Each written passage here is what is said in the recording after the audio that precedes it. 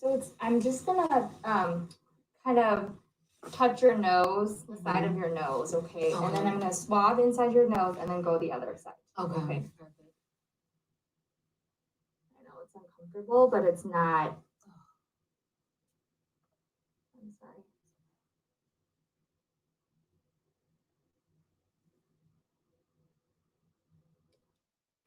Thank you. Sorry. It's not nearly as bad as going all the way down. Yeah, it's definitely not as bad as when I got that other test. And then when do we get the results? Just in 1 to 2 days. Okay? Oh, okay, good. It could be up to like 3. Mm-hmm. Because we're testing so many people, but it should be okay. Right. So I ordered that over to that CVS, but you're set to go and just give us a call when if it's not getting better for you. Okay, so I will get the inhaler and everything. Yep, exactly. Okay. Yeah. Any questions that you have for me? No, that was it. Okay. So you guys will call me, or do I need to call you guys? No, we'll give you. You mean for the test? Yeah. Yep, we'll give you a call when it's back. Okay. Perfect. Let me just order that. And then don't forget that card in case it doesn't get better. Okay. Thank you so much. Absolutely. Nice meeting you. Nice meeting you. Stay safe. Thank you. Definitely will.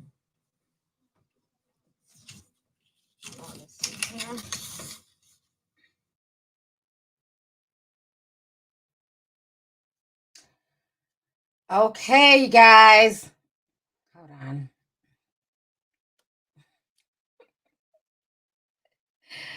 Oh my God, can you guys see me? Hold on, let me make sure I stop sharing my screen. Hey, you guys. So, I had to play that video. That was me getting my coronavirus test. Can you guys hear me? Can everybody hear and see me? Y'all can't hear? Can y'all hear? Can y'all hear me? Let me make sure. Oh my God, can y'all hear me? Yes? Okay, good. Because some people like they couldn't. Yes. So I'm happy, you guys. That was me taking the test. I thought I was gonna play the full video. Damn it. It didn't. But you can watch the full video on Instagram.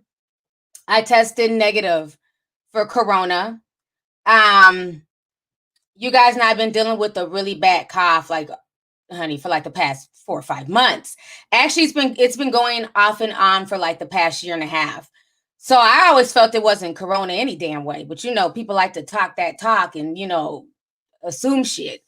So being that I've been running the streets and literally running the streets, it just put a lot of stress on my lungs and all this stuff with the tear gas and being around all these people.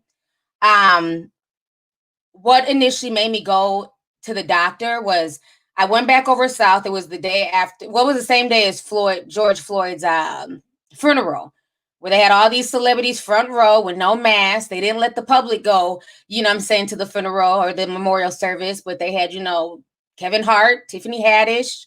I didn't know these people knew George Floyd. But anyways, me, my best homegirl and her husband, we went to the memorial because that's where everybody from Minneapolis was going after the memorial service. And so we're walking up the hill after we parked our car. And her husband kept noticing that I was trailing behind them. And he was like, "Why are you so far behind us?" And I'm trying to catch up and they're not walking fast. And I'm like struggling to catch up. And I was like, "I don't know why I'm trailing behind y'all." So at that point, I kind of felt it was something, going on with my lungs. So that's when I went in. And so from like the symptoms I had and stuff, I didn't have a fever. I felt fine, but I knew like my breathing was getting worse and it was harder for me to sleep. Like I usually wake up like sometime in the morning, like at 1, 2, 3, 4 o'clock in the morning, because I'm being woke up out my sleep from coughing so much. So long story short, she was like, "I don't think you have corona. It doesn't sound like the symptoms." I was like, "I don't got it because we're not claiming it." I said, "But I do feel like it's something else." So they ran a few tests and come to find out my asthma came back. I had asthma like close to 10 years ago. And I was on an inhaler. I got it from when I had pneumonia. So my lungs went through a lot of shit. They had me on an inhaler for a while, and I have not used an inhaler in 10 years. And so what it was is that my asthma came back, and that's what was causing the coughing, because my upper respiratory tubes were not getting enough air. And that was like my body's way of just trying to breathe. So I'm on an inhaler. I don't have corona, thank God. The test wasn't too horrible. It kind of irritated my nose, but it wasn't, I've had worse tests, so it wasn't horrible. It's nothing that you can't handle. But it felt good. It took about 3 days to get the results. And it came back that it was negative. So I'm happy. I'm super happy. So thank you guys for like just all the prayers and the well wishes and things like that. It all worked out. Do I have a breathing treatment? Nope, just the inhaler. And the inhaler has made such a difference. I've only been on it like I think 4 days. I've been able to sleep through the night. My mother-in-law's been here. She's like, I haven't heard you coughing in your sleep, because usually I'll have like really bad coughing fits where people have to come in and check on me. It's that bad. I haven't had any of those. I just, I can run better, big titties and all, and I don't feel like I'm so out of breath. You know what I mean? So it's definitely helping. So to y'all who are dealing with that, it might, with any like lung or breathing issues, it's always good to go get checked out, because cough medicine can only do so much. So I'm glad like now we just know, what I'm saying, what it is. And hope I can get through this stream without a whole bunch of coughing. I still cough, but not as bad, and it's not as deep. You know what I'm saying? I don't sound like a 70-year-old smoker. Because that cough, man, had me worried. Like, why am I coughing like an old man who smokes 7 packs a day? Shit. So now we know. So anyways, I hope you guys are doing good. We have close to 4,000 people in the house. I'm rocking, I decided to, braid my hair and shit. So, I like to switch up my look. Got on this nude lipstick. I had bought these nude lip glosses, and I really think they're pretty. I don't really do nudes too much, but I like this nude. So maybe I'll do a video showing y'all the little nude collection that I got. So thank you guys for the compliments. I appreciate it. I'm giving y'all Jill Scott vibes. I'm on my Hotep shit. Thank you. Let me go ahead and read some of these super chats here. And sorry if I missed any in the beginning. J Fan sent 25. Thank you so much for the super chat. Welcome new member Alex. Stephanie Brown says, thanks for being you. Absolutely love you. Glad you are feeling a bit better and you are COVID-19 free. Love you, my internet sis. Thank you so much, sis. And thank you for the super chat. And I'm happy too, honey. That was honestly I think that was worse than waiting for an HIV test. Because with an HIV test, you really only have to like tell your partner, you know what I'm saying, that the one person that you're messing with, and then y'all have to wait, you know what I'm saying, with your breath held. But imagine coming back, positive with corona, and you done been everywhere around everybody. Like I would literally have to make a video like, hey y'all go ahead and get tested. So I'm so happy. I'm just happy. For real. Lady Wiggy says, you are beautiful as ever, praying for your health and safety in these crazy times. Can't watch right now, but I will later on tonight. Love you dearly. Thank you so much, and thanks for coming through. Angel Star says, hey, Lovely T, what do you think about BET founder calling for 12 trillion in reparations? Also, you are glowing. I didn't know he called for 12 trillion in reparations. I'm not against it. I'm not against it at all. Thank you for the super chat, Jen. She sent $10.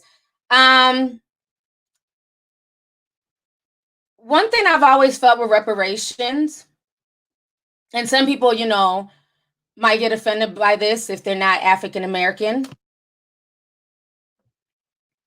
But you guys know my background. I'm Nigerian. And I feel like reparations should be for the African American community. I know last time I said this, a lot of African people, a lot of Caribbean people came from my neck. But keep it real. If this was a reparation situation in the Caribbeans, in Nigeria, or anywhere in Africa, they would not allow African Americans to come and claim that money. So I believe in reparations. but I feel like it should be for African American people. It should be for people who are descendants of slaves. And I stand by that wholeheartedly because it's their ancestors who went through the trials and tribulations. Our ancestors just got here. So I definitely agree. I think that there should be reparations. They paid reparations to the Japanese people when they had them in internment camps here in America. They do slight reparations to the Native Americans. So why not give it to the African American community? I definitely think that's a good thing.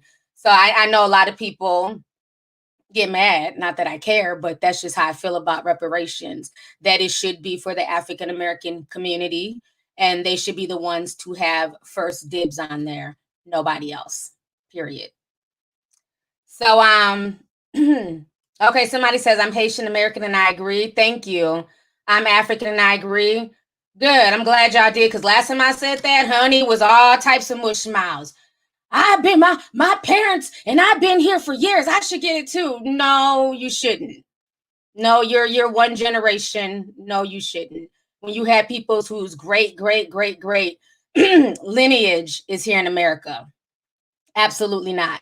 Because like I said, they couldn't come to Nigeria and try and get reparations, as African Americans over things that, people went through in Nigeria or in any country in the Caribbean. So, yes. So please realize, I know people try and come at me sideways and feel like, I don't have the right to speak on shit. You know what I'm saying? You can miss me with the bullshit. Okay. So I'm an ally when it comes to that. I believe in reparations and I believe that only African Americans should get reparations, period. Let's see here. Who else? Just Zipporah says, hey, love what you do. Can you share your thoughts on Candace Owens? Black conservatives are being accused of jealousy for going against her. Yeah, I mean, I see that whole drama playing out with Candace Owens and other people. I do feel like there might be a slight jealousy. Everybody wants to be the conservative pet. Candace Owens is entitled to her opinion. Like, I don't really care one way or another. That's what Candace Owens does. She's married to a white male conservative and she talks like a white male conservative. One thing I will say about Candace is that she does not waver in her stance. How she feels about something is how she feels about something. She's bold enough to put it out there and, either you agree with her or you don't agree with her, but I understood some of the shit that she was trying to say, but I just think with her, she comes off as very condescending and it can be very, very off-putting. Him having a criminal record, that's neither here nor there, in my personal opinion. At the end of the day, the police officer was wrong. Now, I do believe that a lot of this stuff that's transpired over the past few weeks, 2 weeks. There's a lot of ulterior motives. There's a lot of disingenuousness. Okay, I'll say that much. There's a lot of just disingenuous bullshit, especially coming from certain celebrities, certain businesses. Not everybody's Black Lives Matter. Everyone's taking a knee. I saw the Democrats. What's the old white lady named Nancy Pelosi? She done got on her knee and somebody had to help her up. Where they all get the kente cloth from? Who's got Haney and Auntie knitted the kente cloth stash? I'm just seeing a lot of stuff that it's just like, okay, all right. So I just I don't really care about Candace one way or another. That's what Candace does. She's here to provoke and always have an opposite stance from the popular narrative. So I'm not shocked by anything that she says. Naisha Cam Max says, hey T, I love your channel. Been watching you since you made the Liam movie video. Love you, stay safe, and keep telling you and your family are my prayers. Thank you so much, Naisha. I appreciate it. And thanks for the super chat. Let's see here. Latoya Anna 18 says, T, I'm glad that you have been taking care of yourself. Definitely looking more rested. Listen to your most recent podcast, and you have come back with force. Love you and your videos. Keep protecting your energy. Thank you so much, Latoya, and I definitely will. Dang, we got a whole bunch. Hold on. Okay. Queen Q says, can you talk about Hillary's case for the pizza? I'm not going there. I can't talk about that on my stream. I want to just have a conversation. I don't want my stream going haywire and then boot me off. Yeah, no, I don't do any videos pertaining to that P word at all. They will ban you off of YouTube. So I can't. Okay, then what since 10 says this is my first live chat. Hey auntie, much love. Much love to you and thank you for joining me. So let me go ahead here. Give me just a second.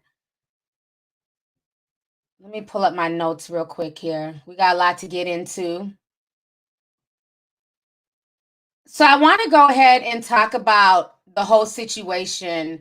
Let me see here.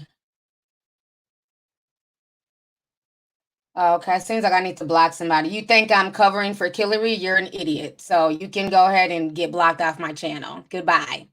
Because I'm not going to talk about that. Have I ever sat and made a whole video or a breakdown concerning P-Gate? No, I haven't. So miss me with the bullshit. Anyhow, so I wanted to talk about the whole YG versus Chika situation. So if you guys do not know, y'all was ready to call. Hold on, somebody sent a super chat. They said they was ready to call life alert for Nancy Pelosi. She really struggled. I was like, if somebody don't help her up, she was really like struggling to get back up on her feet. That was funny. But so this whole situation with YG and Chika came to a head this morning. So if you guys don't know, a lot of celebrities have now been coming out the woodwork. Now that things have calmed down a bit, now that the looting and the riots and the fires have stopped, all the regular folks, put in work and been out there from day one. The only celeb I can say who's been out there literally within the first day, within the first 24 to 48 hours, and has been protesting every day since then is Portia Williams. Okay, so I'm seeing a lot, and J. Cole and Lil Yachty. They were one of the first ones with boots on the ground with the people. Okay, so a lot of these other artists, they've all started to come out. I saw Rick Ross earlier today. He was marching with Trayvon Martin's dad and giving speeches. I saw Kendrick Lamar. He finally came out of hiding and he was with the people in Compton. Who else did I see? It was quite a few celebrities that have been coming out. Y'all can put their names in here. Trey Songz, yep, he finally came out of hiding. John Boyega, he's been out for a while. He's been out for a while speaking truth to power. So shout out to him. Michael B. Jordan, he came out with with the Black Panther stance, reminded me of a young Killmonger. Kalani was out there. Ludacris was out there with his fists, walking with the people in Atlanta. I mean, everybody's coming out the woodwork now. I'm like, wow, it's been almost 2 weeks. Fancy meeting y'all here. Machine Gun Kelly, he was out there within one of the first few days. I saw him and Tinashe. They were out there from jump. So we're not going to throw him under the bus. Ariana Grande, she got out there pretty early. Kiki, yeah, Kiki was out there. Light skinned Keisha has been seen. I guess J-Lo came out there. I mean, damn near 2 weeks, 2 weeks. But everybody's, coming out, peeking around corners. Is it safe?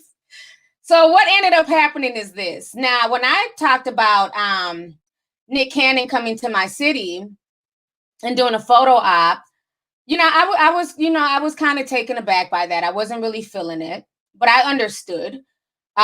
He came out. He came to record poetry, and he used Minneapolis as a backdrop.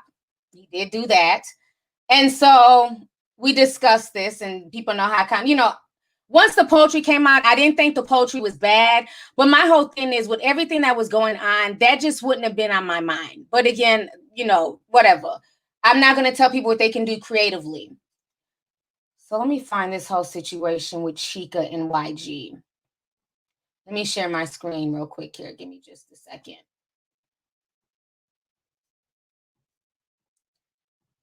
I'm going to be on here for a while. As long as YouTube ain't messing with me, I took a nap, so I got nothing else to do, so we're going to talk. Let me share my screen and show y'all what all went down. Give me just a second here.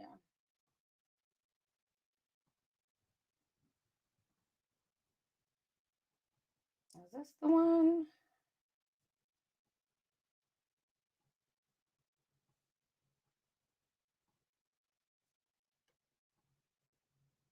Nope, wrong one. Hold on. That's the one with that other girl with Asian doll. Hold on. I have like 50 screens up. So I'm trying to pull up like the correct one. Make sure.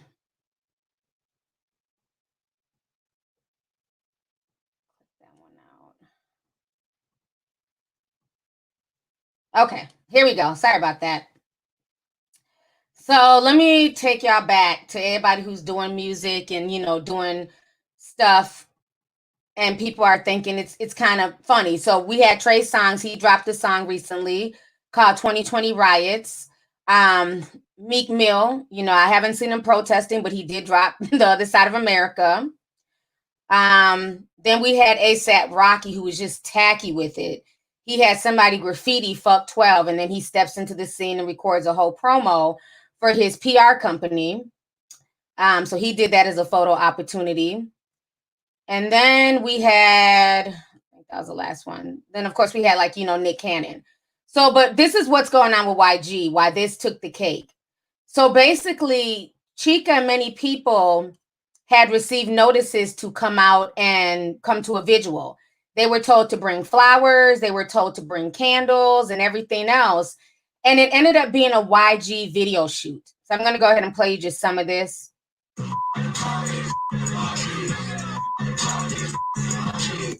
I don't want to play too much just because of copyright. He even did outfit changes. So here he has on one shirt with this sign. Later on, he, changed his outfit, took off the shirt, and held up this sign. Some more of the crowd. So, this just wasn't the right time and place. Here's some more. So, like I said, I don't want to play too much music. So it wasn't the time and place for that. And for y'all who don't know Chika, she's a young woman. She's a rapper, very conscious. She can rap her ass off. Ooh, she's bad. And so, just no shame. He basically used all these people who came for this vigil. They were told to bring candles and flowers, and we're going to pray for George Floyd and, other Black folks who've lost their lives to the police, Breonna Taylor and others, only to find out that they're all being used to be in this music video. Nobody gave consent. There was no NDA sign. Granted, it's public, but it was just kind of tacky. And so she called it out. She went in. So I'm going to go ahead and play that for you guys here so you guys can see what she, it was pretty long, but this is about 2 minutes here. So let me go ahead and play this for you guys real quick. Give me just a second.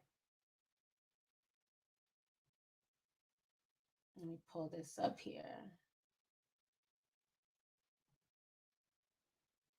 Okay. Because of how many people came out, I'm not over here worried about whether or not YG used his name to fucking get any kind of clout off of anything.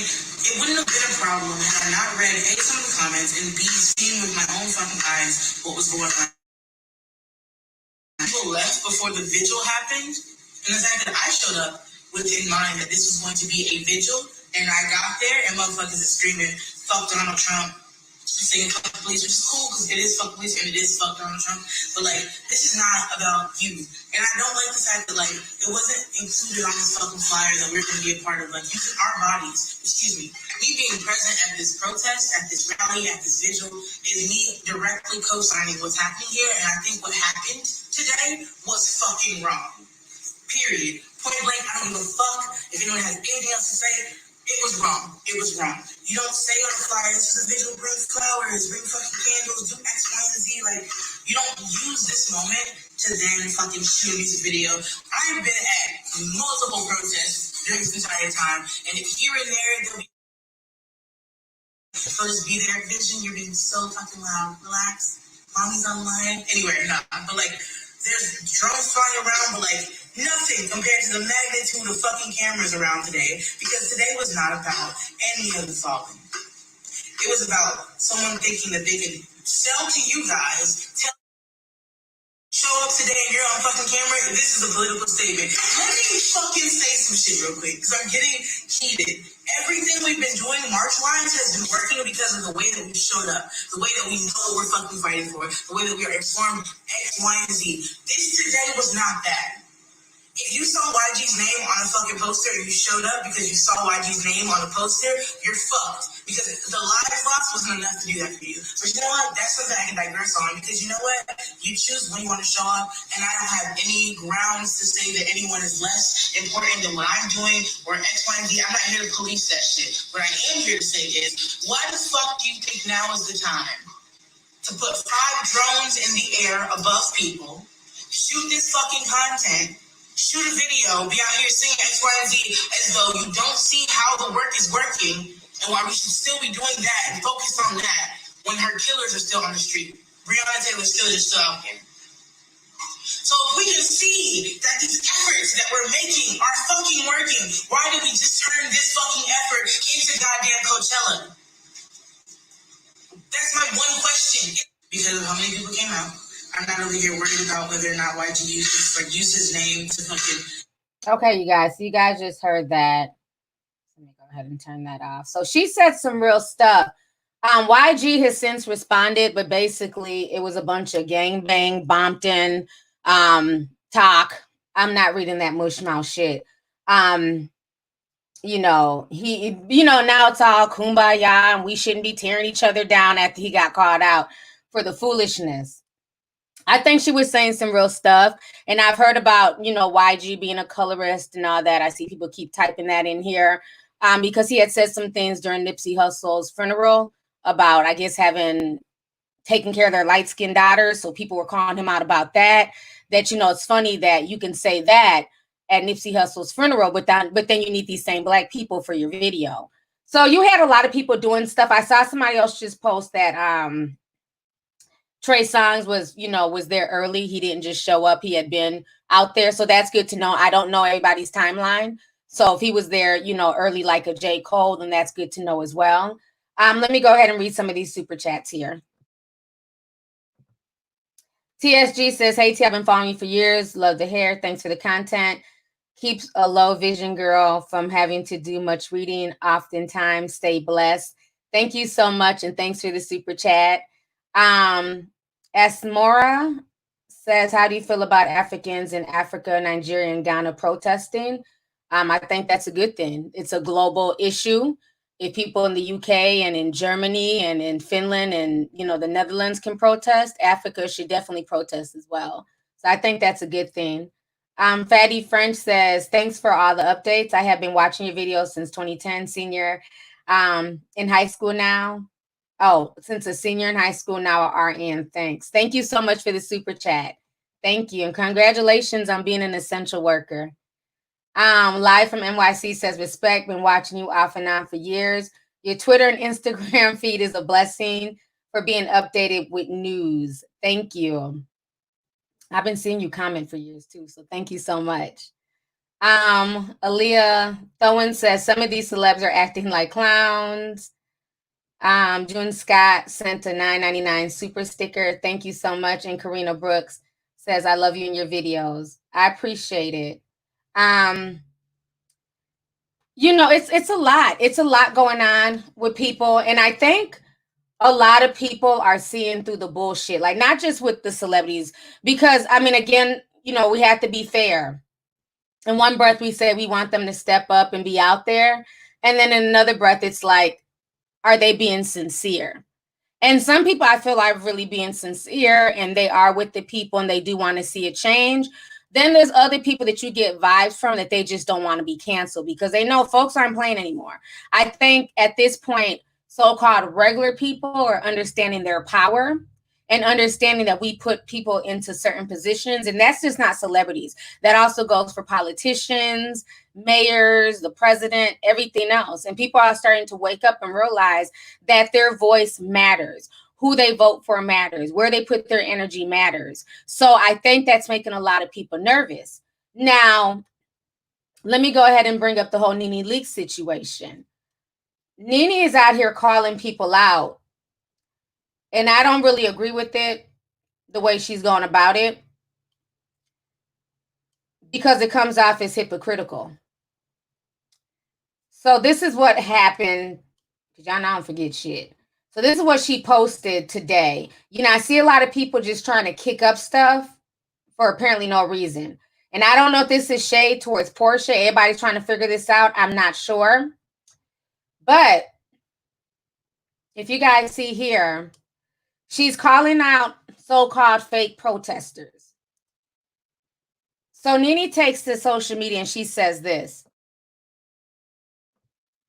There are people out here acting like and fronting like they are supporting the cause, but they really want you to not call them out.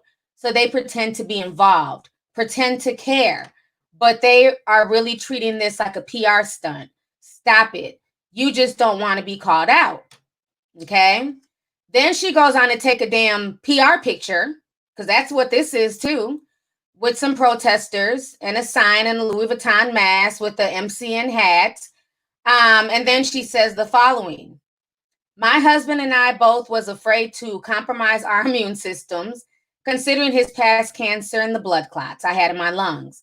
However, Greg really felt like he wanted to get out and try for a few and let everyone know that no matter what, we stand loud and proud.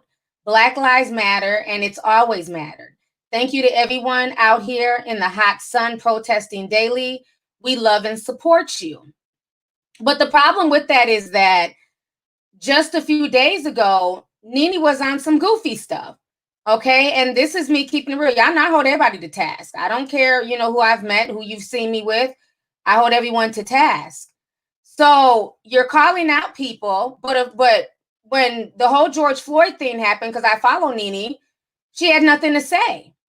But surprisingly, once again, once it hit Atlanta, she had a lot to say.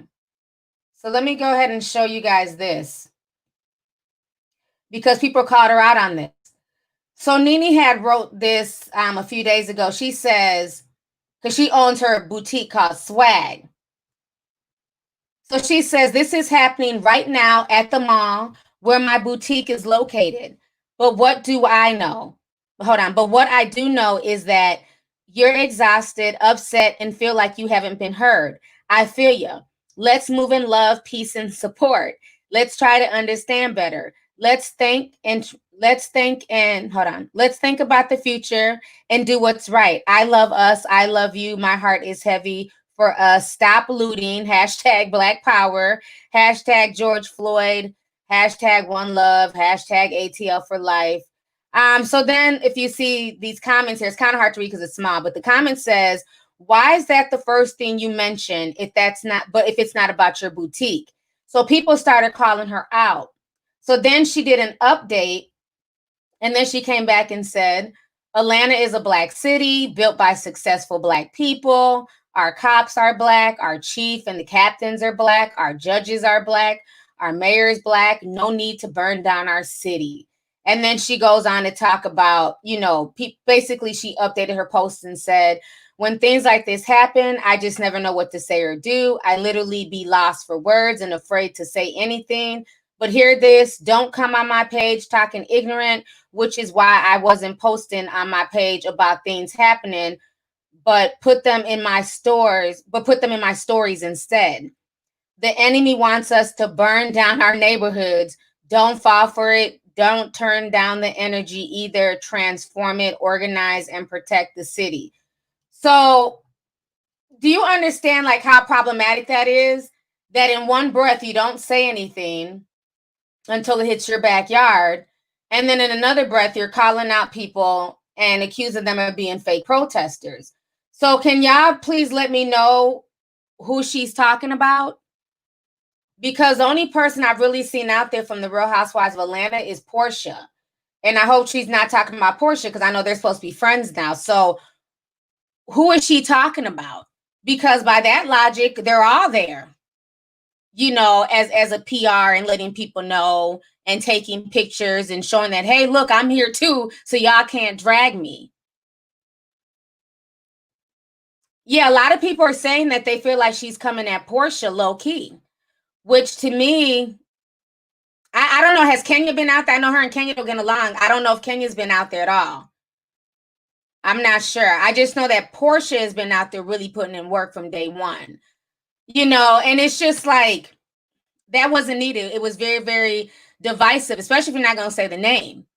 because now it has everybody wondering who she talking about, who she throwing shade, when it shouldn't even be about that. Once again, diverting the energy to some bullshit. Eva or Kenya. So my thing is, so if Eva and Kenya were also out there, they're basically out there around the same time NeNe's out there. She just started going out there. So what is the difference? I'm confused. Yeah, Portia been out there. So that's what I'm saying. I hope it wasn't at Portia. The shade, towards the other her coworkers on the Real Housewives, it's just not needed at a time like this. So I just thought that was really interesting. I thought that was very interesting. Let me go here and read some of these super chats here. Give me just a second. Valdez Brown says, "You are very beautiful." Thank you so much, Valdez, and thank you for the super chat. I appreciate it. Let's see here. Michaela Richardson says, "Why are you blocking me from commenting and timing out? I'm not saying anything inflammatory. I'm just asking why she blocked me on Instagram." If you were blocked on Instagram, were you liking bullshit? Y'all come here every day to my stream to talk about y'all being blocked on Instagram.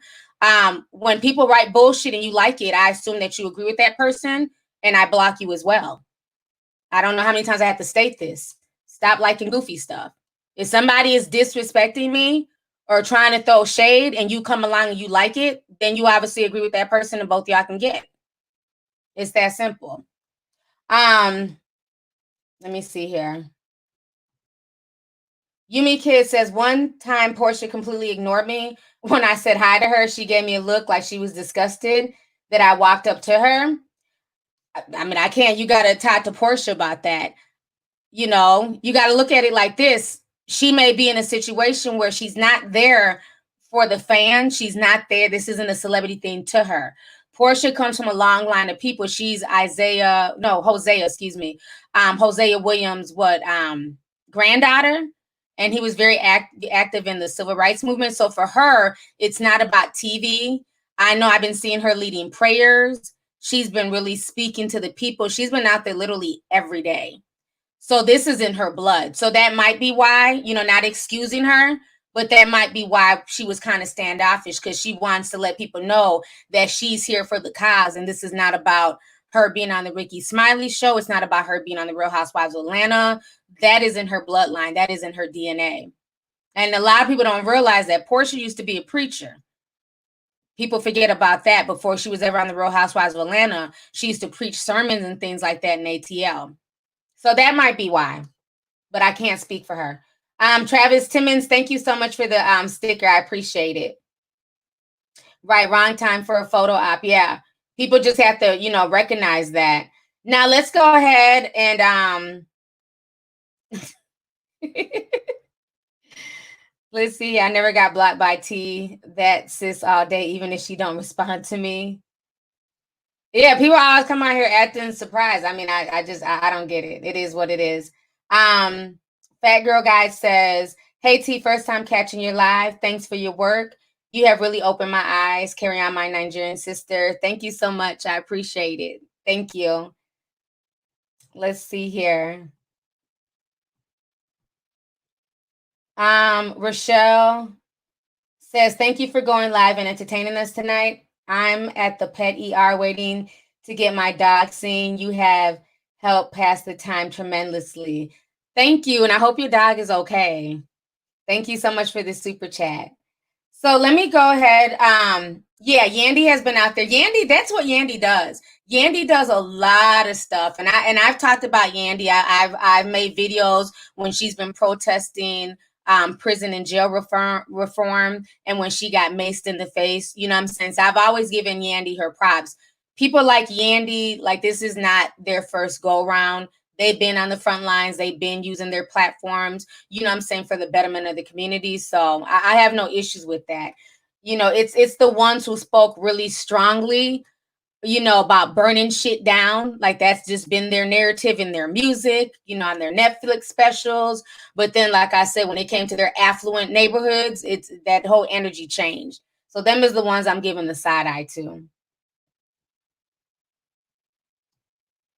Let's see here. Dara sends $50. She says, "Hey Auntie, how are you? Just wanted to come out here and show my support. You've been inspiring me to go out there and support my community. I love you, T, and thank you for having a platform to give us a voice. You are more than welcome, and I'm really glad I can inspire you to go do that. You know, like I said, you know, it's not everybody doesn't have to be on the front lines and dodging tear gas and, you know, dealing with the riot police. Sometimes it's just about simply setting up a table and giving away food and, you know, giving away necessities and stuff like that back to those affected communities. So thank you so much for the super chat. I really appreciate it. Somebody said call out Andy Cohen. What did Andy Cohen do? Honey, them Killer Mike tears, TTJ. I'm still laughing about that. So we have close to 10,000 people in here. Make sure y'all hit the like button. I see my moderators asking y'all, please hit the like button. So let me go ahead and let's talk about this whole situation with Asian Doll and the colorism thing, and then Billy Porter speaking up for the LGBT. Because I notice a different energy when it comes to who's speaking about what. So let me go ahead and pull that information up. Give me just a second here. Let me look for her comments. It was over the weekend. And I don't listen to Asian Doll. I've met her one time in passing at a party in LA. So, I mean, I don't know her music like that. Like I told y'all, when people started naming themselves after dolls, I tuned out. I don't know her from Cuban Doll to Baby Doll to Cash Doll. They all just started to blend together for me. But she's Asian Doll. I had assumed she'd be Asian or, you know, black, you know, Blasian, but she looks full black to me. But this is what she said out of nowhere. It was just really strange. So she comes out and she says, a lot of light-skinned girls posting Black Lives Matter. Like you hoes not racist to y'all. Hold on. Like you hoes not racist too. Y'all bullied dark-skinned girls all your life, thinking y'all was better than us. Talked about our skin color. Called us monkeys. You hoes is frauds. But keep spreading fake love. You hoes will never understand us.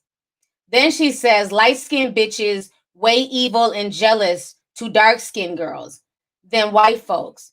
But that's a different racist topic. So that caused a lot of controversy on social media.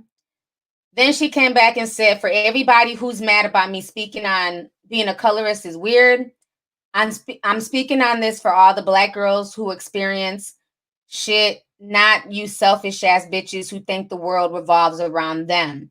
This topic is 1000% true. I'm tired of coming across videos online of little girls crying because they get bullied at school. If you're not the bully, then shut the hell up. If it don't apply to you, then shut up. I hate when people write and just doesn't make sense. Then shut up. Let these bitches in the back who have bullied other girls for being Black speak up. Instead of trying to find something so wrong with that, I said to try and help educate your Black kids, raise the future generation. Type of shits won't continue to go on like it's normal and swept under the rug. That's all I'm trying to say. I'm not bashing nobody, washing. I'm speaking the truth to help my young girls through life and give them cheat codes on the daily. So after she said that, Mariah Lynn had something to say. Y'all can go ahead and watch this real quick. Your platform for something good. How about you stop promoting yours and you promote Black Lives Matter all week? I didn't post no music, no pictures for like a week straight, literally posting Black Lives Matter out here protesting. And you want to say some dumb shit like that? Keep the focus, like I said. Keep the focus. Your platform for something good. Okay. And then she came This back. crackhead ass bitch talking shit. Like, get your weird ass on, bitch. You sitting there white as fuck talking about some post Trayvon Moore and post this, post that. Bitch, you would never understand us. Bitch, you're not one of us. I don't give a fuck. You suck. I don't give a fuck how obsessed you are with our culture, bitch. I don't give a fuck about none of that shit. You would never be one of us, bitches. You dumb talking about, oh, my best friend's black. Bitch, I don't give a fuck if your best friend was black. Bitch, you not black. Then you weak as fuck. I'm on your live commenting, calling you all type of crackhead ass bitches, and you can't see my comments because you block my comments. You bitches need to shut y'all weak ass up. You bitches is weak. You hoes being jealous. You bitches gonna forever be jealous, like I said. How the fuck me speaking on about shit that I've been through got trigger you hoes? How the fuck do that trigger you bitches? This dick sucking ass bitch, you been sucking dick before I was born. I just started fucking. What happened, bitch? This crackhead ass bitch talking like this shit real. People gonna hate on your skin color. They're gonna hate on you, and you're black. You're gonna get the most hate. Just be prepared for this world. That's it. That's all I'm trying to do. I'm just trying to shine a light on what the fuck I've been saying. I've been saying this from day one, a long time ago, and I had other girls who was rappers who was dark skinned come out and say, just so they can. Bitches came out and said, "Oh, I've never dealt with colorism. I've always been treated equally." Just to get embarrassed, and a few months later, back down and say, "Oh, I know I spoke about I've never done with colorism, but I just dealt with that shit yesterday." Like, stop fucking playing. Like this shit. Only time I ever said something about a black bitch, I call Asian doll a bitter black bitch. And that's because I'm like, that bitch, every post the bitch was making was about her skin and she bitter about it. Like, she bitter. And I said, it's two kinds of black bitches. There's a black bitch like me that loves the skin I'm in, and there's ones like her that really like don't like the skin they in. Okay, that's another rapper. I forget her name. I can't get with all these new rappers. So that was the whole drama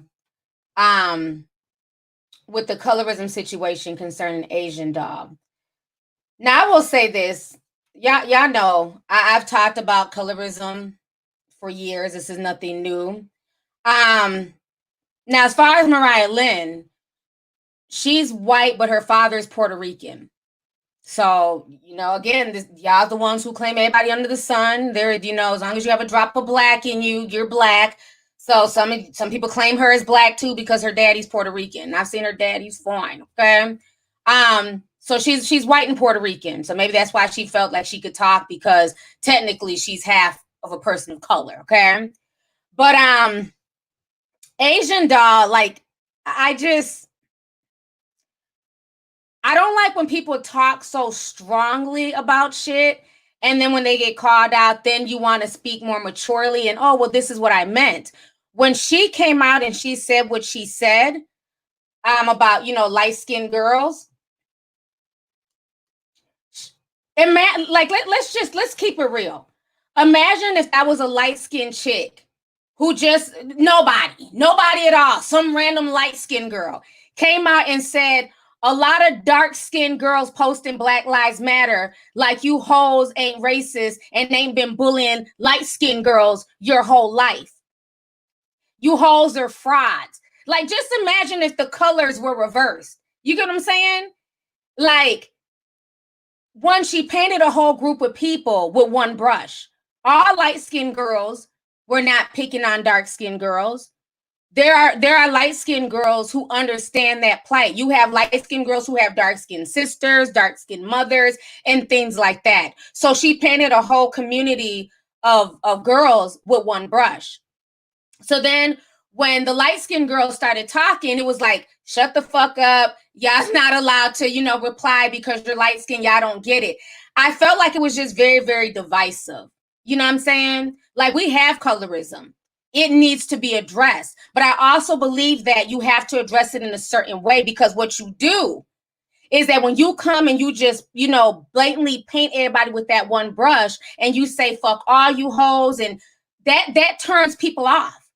Nobody wants to be called, wants to be degraded based off of something that you're trying to put, based off of a box that you're trying to put them in, that they may not belong in that category. Because had some light-skinned girl come out her mouth like that and was like, you dark-skinned hoes this, you dark-skinned hoes that, best believe I'm going to get on the defense and I'm going to be ready to drag the little light-skinned girl. You get what I'm saying?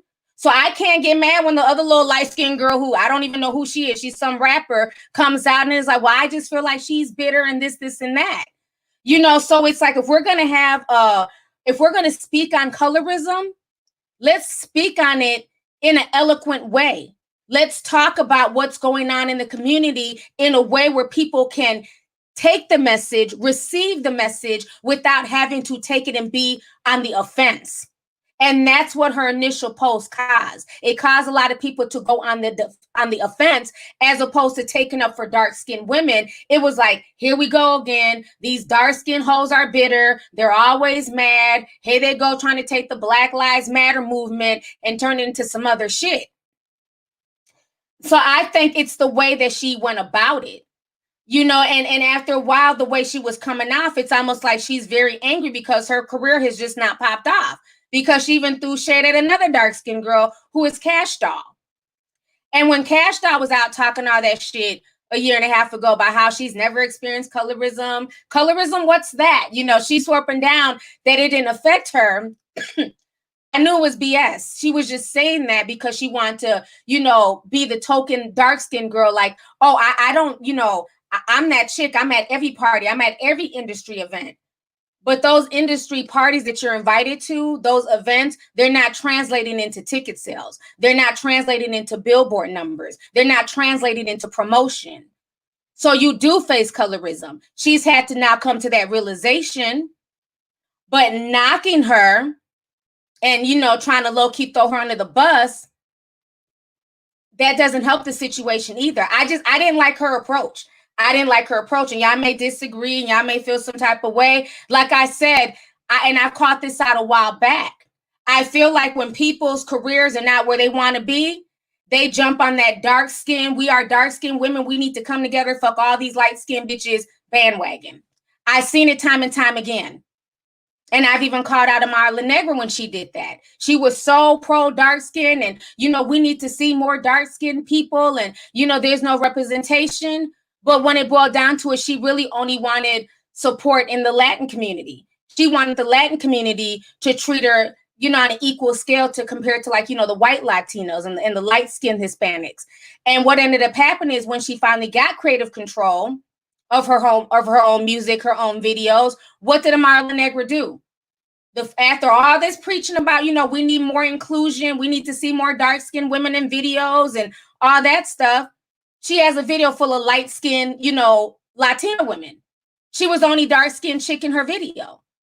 So don't let people take our plight, you know what I'm saying, as dark-skinned people who talk about colorism and corrupt it and make it come off ignorant, so that way it just turns people off to the conversation in general. Because that's really what she did.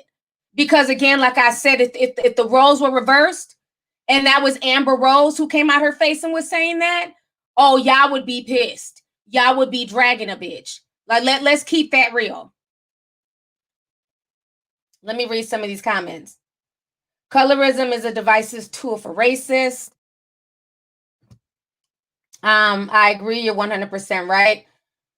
Light skin, dark skin, we're all black. Painting people with a broad brush. Candace Owens does that too. Yep, it's true. It will get us nowhere. I don't understand how you can be pro-black, but you attack other black artists out of nowhere. What's wrong with speaking maturely after calming down? But what's wrong with just, you know, thinking to yourself before you tweet some bullshit? Like, you know what I'm saying? Like, why is that not an option? Like, why does it have to be, well, let me come down after the fact and try and speak maturely? When you're going to hit on a topic as sensitive as colorism and as divisive as colorism, no matter what, you know, part of the shade range you're in, you need to talk about it with maturity. You know what I'm saying? Because it's such a divisive topic. That is not a topic where you want to get people on the defense, because then people just turn it off. And it ends up being like, okay, see, That's why don't nobody want to deal with them. They're all angry and bitter. It just, once again, it plays into that bitter, dark-skinned woman trope, is what I'm saying. So there's nothing wrong with holding people to task and saying you need to talk maturely and explain yourself and talk rationally when talking about these sensitive topics, period. Just like with Terry Crews running around talking about Black supremacy. That was some emotional-based bullshit. And people have the right to drag him. There's no such thing as Black supremacy, okay? Black people hold no power to keep white people out of certain neighborhoods, to keep white people away from certain jobs, to, mess with their credit score, to not give them bank loans. So for him to try and use words like that, that just turns people off to the point where we don't even want to hear your message because your message is full of bullshit. So that's what I'm saying. People need to be mature before they want to get on their soapbox and start talking about serious topics. And when they're not doing that, we have the right to hold them to task because you're messing it up for the women who get up on their soapbox and they talk maturely about serious things like colorism that really does affect dark-skinned women. We don't need any more tropes. I'm tired of the whole bitter dark-skinned woman narrative. I'm tired of the strong Black woman narrative. Oh, you a strong Black woman. That is something that's used to masculinize women, and especially if you're dark-skinned. The darker you are, the more masculine they try to make you. So we can speak on topics eloquently with femininity without having to call people all types of names and paint one group of women with a broad brush. Because there are many light-skinned women who are offended by that. Like, that's not my mentality. If anything, I go hard to take up for dark-skinned women and, try to, let people know that, hey, you're not treating that person fairly, or, what I'm saying? Like, when the conversation is mature, it opens people's eyes to their privilege. You get what I'm saying? I went to my homeboy's barbecue the other day, white male. We've been friends since we was 18 years old. I went to his to his barbecue for his birthday. And we had some deep conversations about race. Imagine if I went over there with an attitude like, oh, all white people are the devil. Fuck your people. I fuck with you because you've been my friend since I was 18, but fuck everybody else around you. How is that supposed to be received? How is that supposed to make him understand my plight? How is that supposed to make him understand why you should not be chanting all lives matter? You have to explain when it's sensitive topics like that. You have to explain things to people so it's easy for them to digest, so that way they don't hurry up and build up a wall. But I don't play that shit. He understands thoroughly because we've been friends for years, so he knows better. But that's all we're saying, and I've just noticed a lot of that is that, when people's careers slow down and they're not, where they need to be, then it's like, they try and use the dark-skinned girl community to get them hyped up behind them. But in the same breath, people found old tweets of hers, where it was showing her self-hatred, where she was talking about, skin color. And she was saying that she wrote it when she was 12. When people did the math, she was 16 or 17. Let me show y'all that real quick. Because I can understand why she wrote it. Because sometimes people deal with a lot of self-hate issues. So this was a tweet that people drug up. And she had wrote on here, see, it's a difference between brown skin and dark skin. Brown skin girls is pretty. Don't nobody want no African ass dark skin bitch. This is the same girl ranting about colorism. She joined in 2012. Now her excuse is she was 12 years old, but she wasn't. She was 16, 17. But I understand that because, self-hate is a motherfucker. And you have people who have been told for a long time they're not pretty, they're not as good as, simply because of how they look, simply because of their skin color. And unfortunately, some of us start to internalize that. So I could see a young girl typing some shit like that, and hopefully she doesn't think like that anymore. But see, nobody should be able to dig up old tweets like that from you, and now you want to be the face of a movement. And then it's funny because people will say, well, folks shouldn't have dug up her old tweets. Well, why is she any different?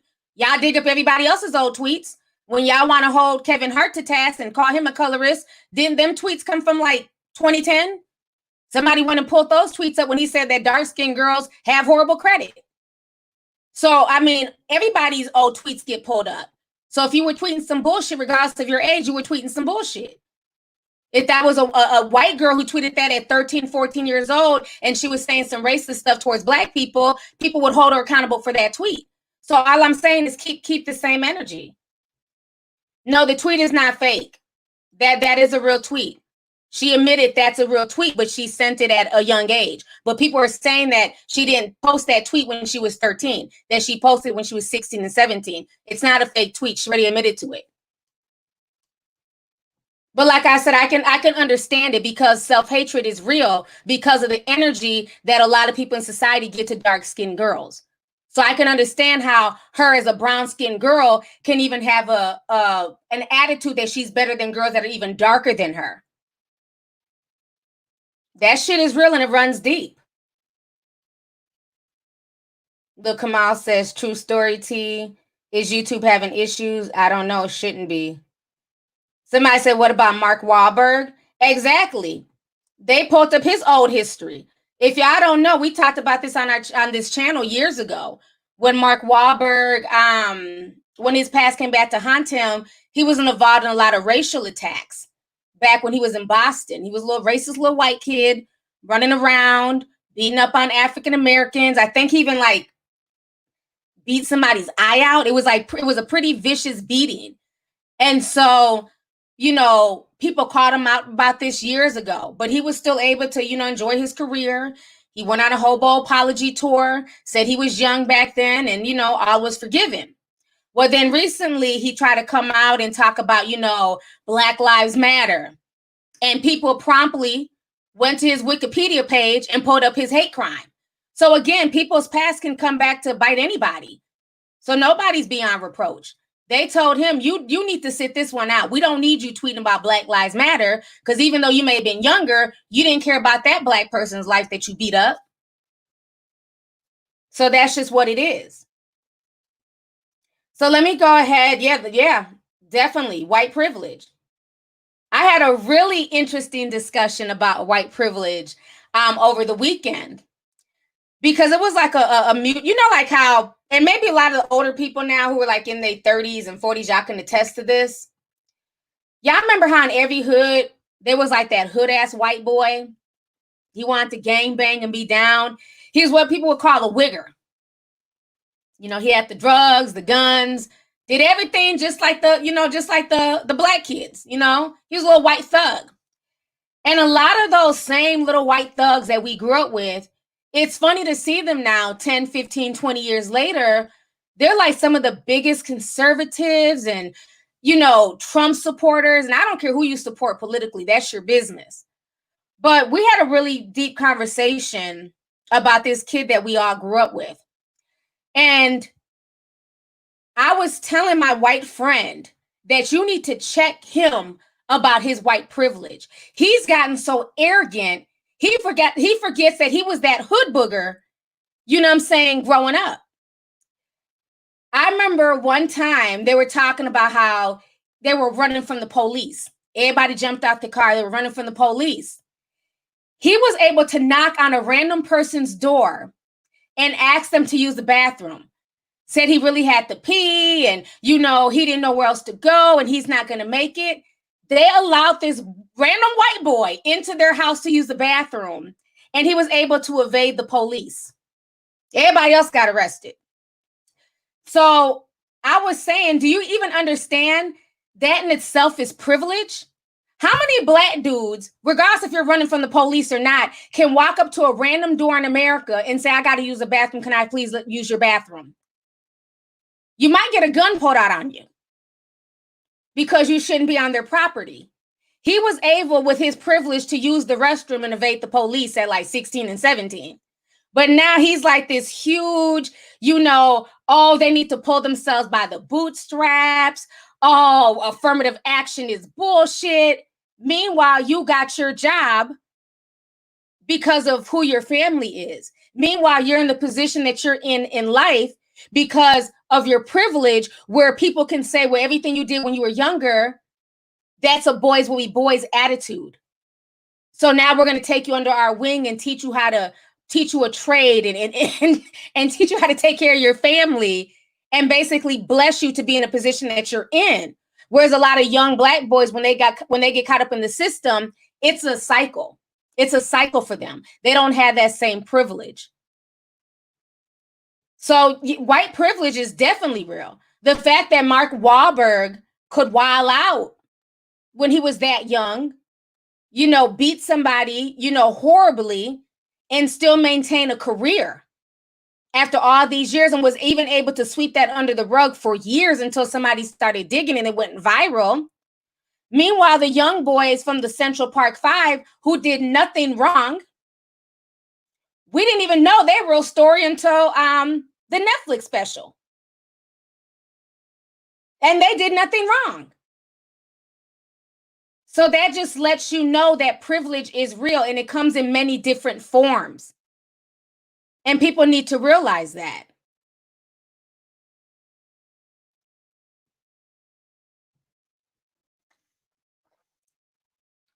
How long have I been on here? I've been on here for an hour. Okay, good. Oh, wow. We got almost 12,000 people in here. Please make sure y'all hit that like button. Let me read some of these chats here. The only one says, sis, you are my news channel of all genres. LOL. Now I have my husband addicted to you too. I would love to mod for your channel.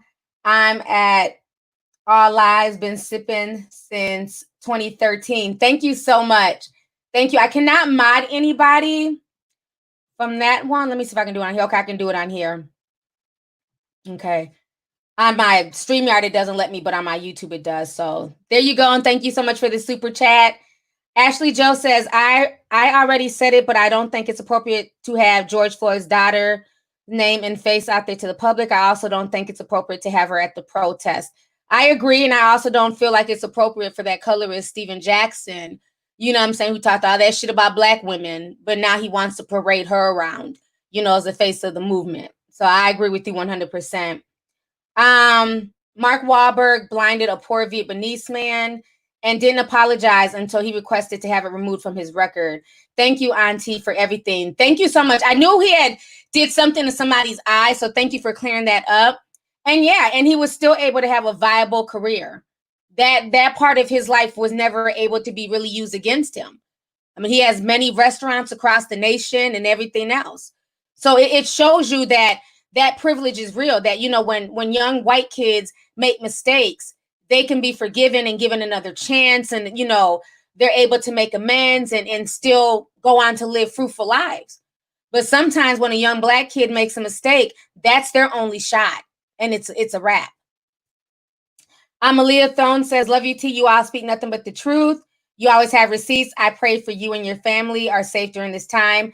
Thank you so much. And thank you for the super chat, sis. They consume hip hop and don't give a damn about Black issues. It's escapism for them. We're just another form of consumption. That's very interesting. I agree with that. Thank you for the super chat. Shira Banyan sent a super sticker for $50. Thank you so much, sis, for the super sticker. I really appreciate it. Let's see here. Dennis Miner says, hey, T, just wanted to let you know that your eyes and lips are bomb as fuck and your skin is life gold. Thank you so much, Dennis. I appreciate it. Thank you. Let's see here. So I wanted to talk about the Billy Porter situation. Give me just a second. I wanted to speak on that as well. I want to make sure I gotten everybody. Jenny's Journal says, I'm glad the world has your voice, discernment, compassion, positivity, honesty, and insight. Not a lot of people have integrity nowadays. You show how much change one person could make in the world. Thank you so much. I appreciate that. Thank you so much. So let me see here. Bishops, T just gave you an example. Oh, people asking what is white privilege. I just broke it down. If you need to, go back and rewatch this stream. I broke it down as to exactly what white privilege is, because that's that dude's argument. Anytime people try and tell him about his privilege, he swears up and down he pulled himself up by the bootstraps, but he forgets that he has his position at his job due to his white family looking out for him and wanting to get him away from those thugs that he was running with in high school. So yeah, that's definitely privilege.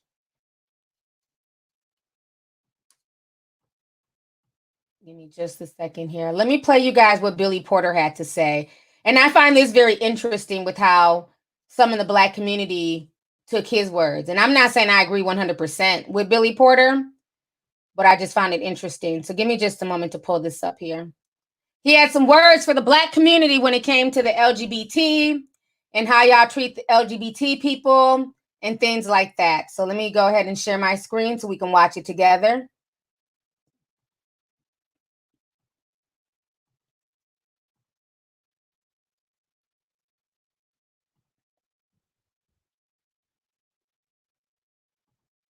Just to go even deeper. And Black people hear me, because y'all ain't gonna like this one. As a Black queer man in America, my basic human rights have been up for legislation every single day that I have had breath in my body from all sides. And by that, I mean that the Black community's relationship with the LGBTQ plus community best and eerily similar to that of white supremacists versus Black folk.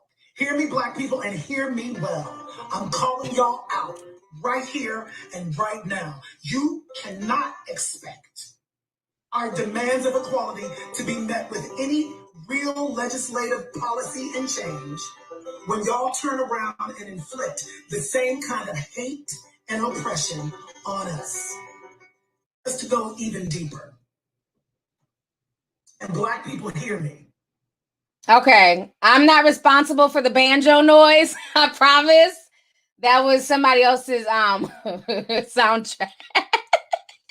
Y'all kill me adding the banjo to everything. Like, as soon as y'all think somebody's cooning, here comes the damn banjo. When they did that to Shekinah, I fell out. Y'all love to add a good, I'm here for it though. I'm here for a good banjo. Because they did the same thing to Shekinah. Let me see if I can find that. That shit had me dying when they did that to Shekinah. I'll say this about what Billy Porter is saying. I understand him being upset. We all know he has a white husband. But one thing I've noticed, and I'm not LGBT, but one thing I've noticed on the outside looking in is that a lot of my Black LGBT friends have told me that a lot of the white people in the LGBT movement are racist. Like, they're racist towards other, towards minority LGBT people. And my friend who's LGBT, he's white. And he's even told me that when he's dated interracially, when I'm talking about like a serious relationship, together for several years, people, in his white LGBT circle, they felt some type of way about him being in a serious relationship with a Black person in the LGBT. Like, they're good to sleep with, you know what I'm saying? BBCs, but you don't date them and want to marry them. So there's even that race, that like, even like the interracial aspect. And I'm not saying everybody, because Billy Porter has a white husband, but even that interracial aspect is sometimes frowned upon in the LGBT, from what I've been told. Okay. Now, I will say this. I think he has a right to speak what how he feels.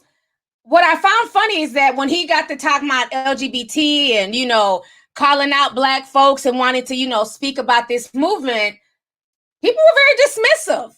People were like, sir, you're trying to make it about you. You're divisive. It's, it's Black Lives Matter. We don't want to hear all that stuff.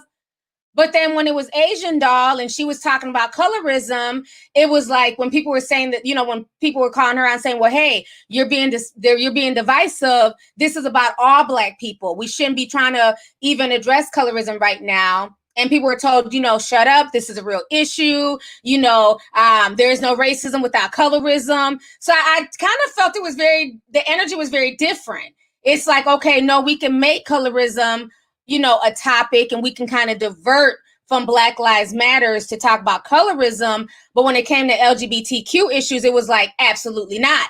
You know what I'm saying? You're doing the most. I'm just going off of the shade room comments and the stuff I was seeing. Different. You know, it was more or less shut him up and what he's saying. You don't have to agree. You know what I'm saying? But he has a right to say it if that's how he feels, if that's what's going on in his community. Because we've even had people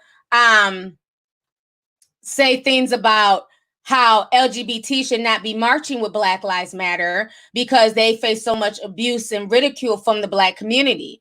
You know, so that those are conversations that are being had on the internet. So I don't think he's wrong for bringing that up. I think that that's something that was on his heart and he felt the need to speak on it and call out Black folks on it. He has the right to do that. But what I will say is, you know what I'm saying, be inclusive, sir. Don't just call out your own community and then you don't talk about the racism and the white supremacy that also permeates through the LGBT. Because a lot of y'all don't like to talk about that. People like to make it look like the LGBT is just one big happy ass umbrella and y'all got more drama than a little bit. Y'all don't like the trans folks don't like the lesbians don't like the super gay boys. I mean, y'all beef hard.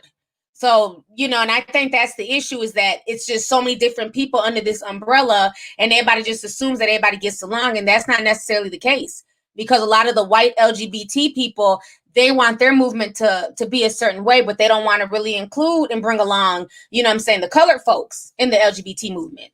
And that's something that a lot of people don't like to talk about. I'm going to talk about it because I don't care. Keep it real over here. Yeah. There's a lot of beef. So, I mean, I'm not mad at him for saying what he's saying and for him, if he feels the need to call out the Black community, because, yeah, there is homophobia. So I'm not mad at him for that. But I'm saying, you don't just call out your own. You know what I'm saying? Make sure you address all ends of the spectrum. That's all I'm saying. What's good for the goose is good for the gander. Let me see here. We got some super chats coming through. Raina Salam says, love you, T from Canada. You always raise the mirror up. Thank you so much. And thank you for the super chat, sis. Luna Galaxy says, please, everybody, like this. Love you, T. You are my favorite YouTuber. And I have been watching since I was 12. I'm now 19. You've helped to raise me. Thank you. You are more than welcome. And thank you so much for honestly being an OG tea sipper, even though you started at 12. Like, I feel like I've raised so many people online. It's amazing. Lava Pop since 20. He says, hey, T, caught the live late. Making these SCs go through is hard as F. Message you on IG. Love you and take care. You keep it real as always. Thank you so much. And thank you for the super chat. I appreciate it. Let's see here. Yeah, B says, you're such a beautiful soul. God bless you. Thank you so much. I appreciate it. And thank you, Yolanda Drinker, for the $20 super chat. So, yeah, I mean, we just have to be honest in these discussions. I don't think that anybody needs to be shunned. I think we need to have open dialogue, but the dialogue has to make sense. And again, that's why I say that when we're going to address people, especially when you're calling out a group of people, that's where that sensitivity needs to kind of come in, because what you'll do is you'll automatically put people on the offense. Okay. So when Billy Porter says, I got something to say to the Black community, and y'all better hear me when I say this, right there, you're going to have people already on the offense where they don't want to really absorb and take in anything that you're saying.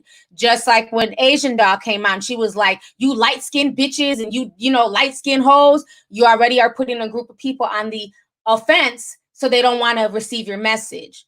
So when it comes to, you know, messages like this, you have to know what you're saying. You need to be respectful, and you need to just, you know, take the emotion out of it and just have open, honest dialogue. I think that just helps, you know, it helps people receive it better, as opposed to putting them on the defense from the gate. So that's what I have to say about both Asian Doll and Billy Porter. You know, it's not so much the message, it's how you put it out there. Let's see here. We have a lot of people in here. Thank you, everybody, for joining me. I've been on here for an hour and 18 minutes. So let me see. Let me make sure I got everything I wanted to talk about here. It was something else that's going on. Let me check real quick.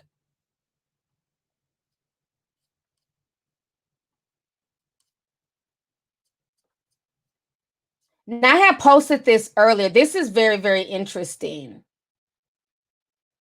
Oh yeah. This whole drama with Tekashi 6ix9ine.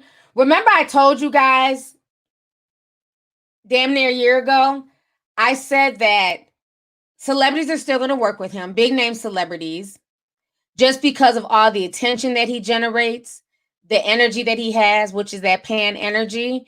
And now it's being announced that him and Akon are working together. And people are pissed off at Akon for working with 6ix9ine. Me personally, I'm not shocked by it at all.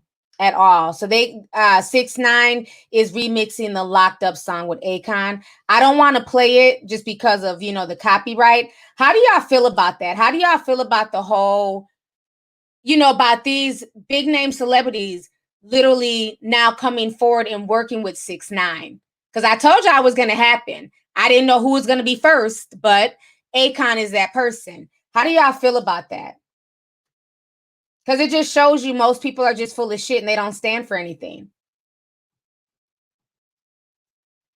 Y'all say Akon is canceled. It's corny. Yes, they are working on a song together. Him and Akon. Let me show y'all the video. I don't really want to play the music, but let me just show. I'm just going to play a small snippet for y'all who can see it. Give me just a second. Let me see.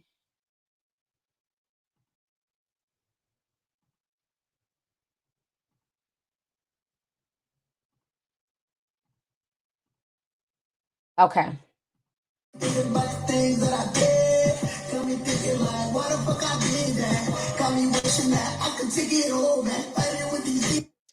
Okay, y'all see Tekashi in his damn lace front. Y'all see him in his damn lace front, honey. He is now working with Akon. And I'm not going to lie, from that snippet, the song sounds like a bop. Okay? It sounds like a bop.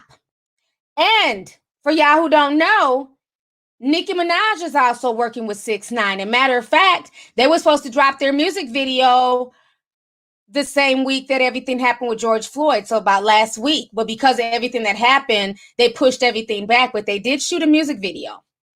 So she's another person who's back working with him even after all this is said and done, which I find very interesting. But that lace front, I don't understand why this man is wearing a lace front. He has real hair. It's down to his back. I guess he's tired of dyeing it rainbow colors. I guess it's damaging his natural hair, honey. Because he is now the lace front king. And that little side ponytail, that ain't it. That ain't it at all. Yeah, so, I mean, a lot of people who talked all that shit, he'll be back on the billboards in no time if they stop hating on him. There's a new law that they're also passing. I wanted to address this really quick.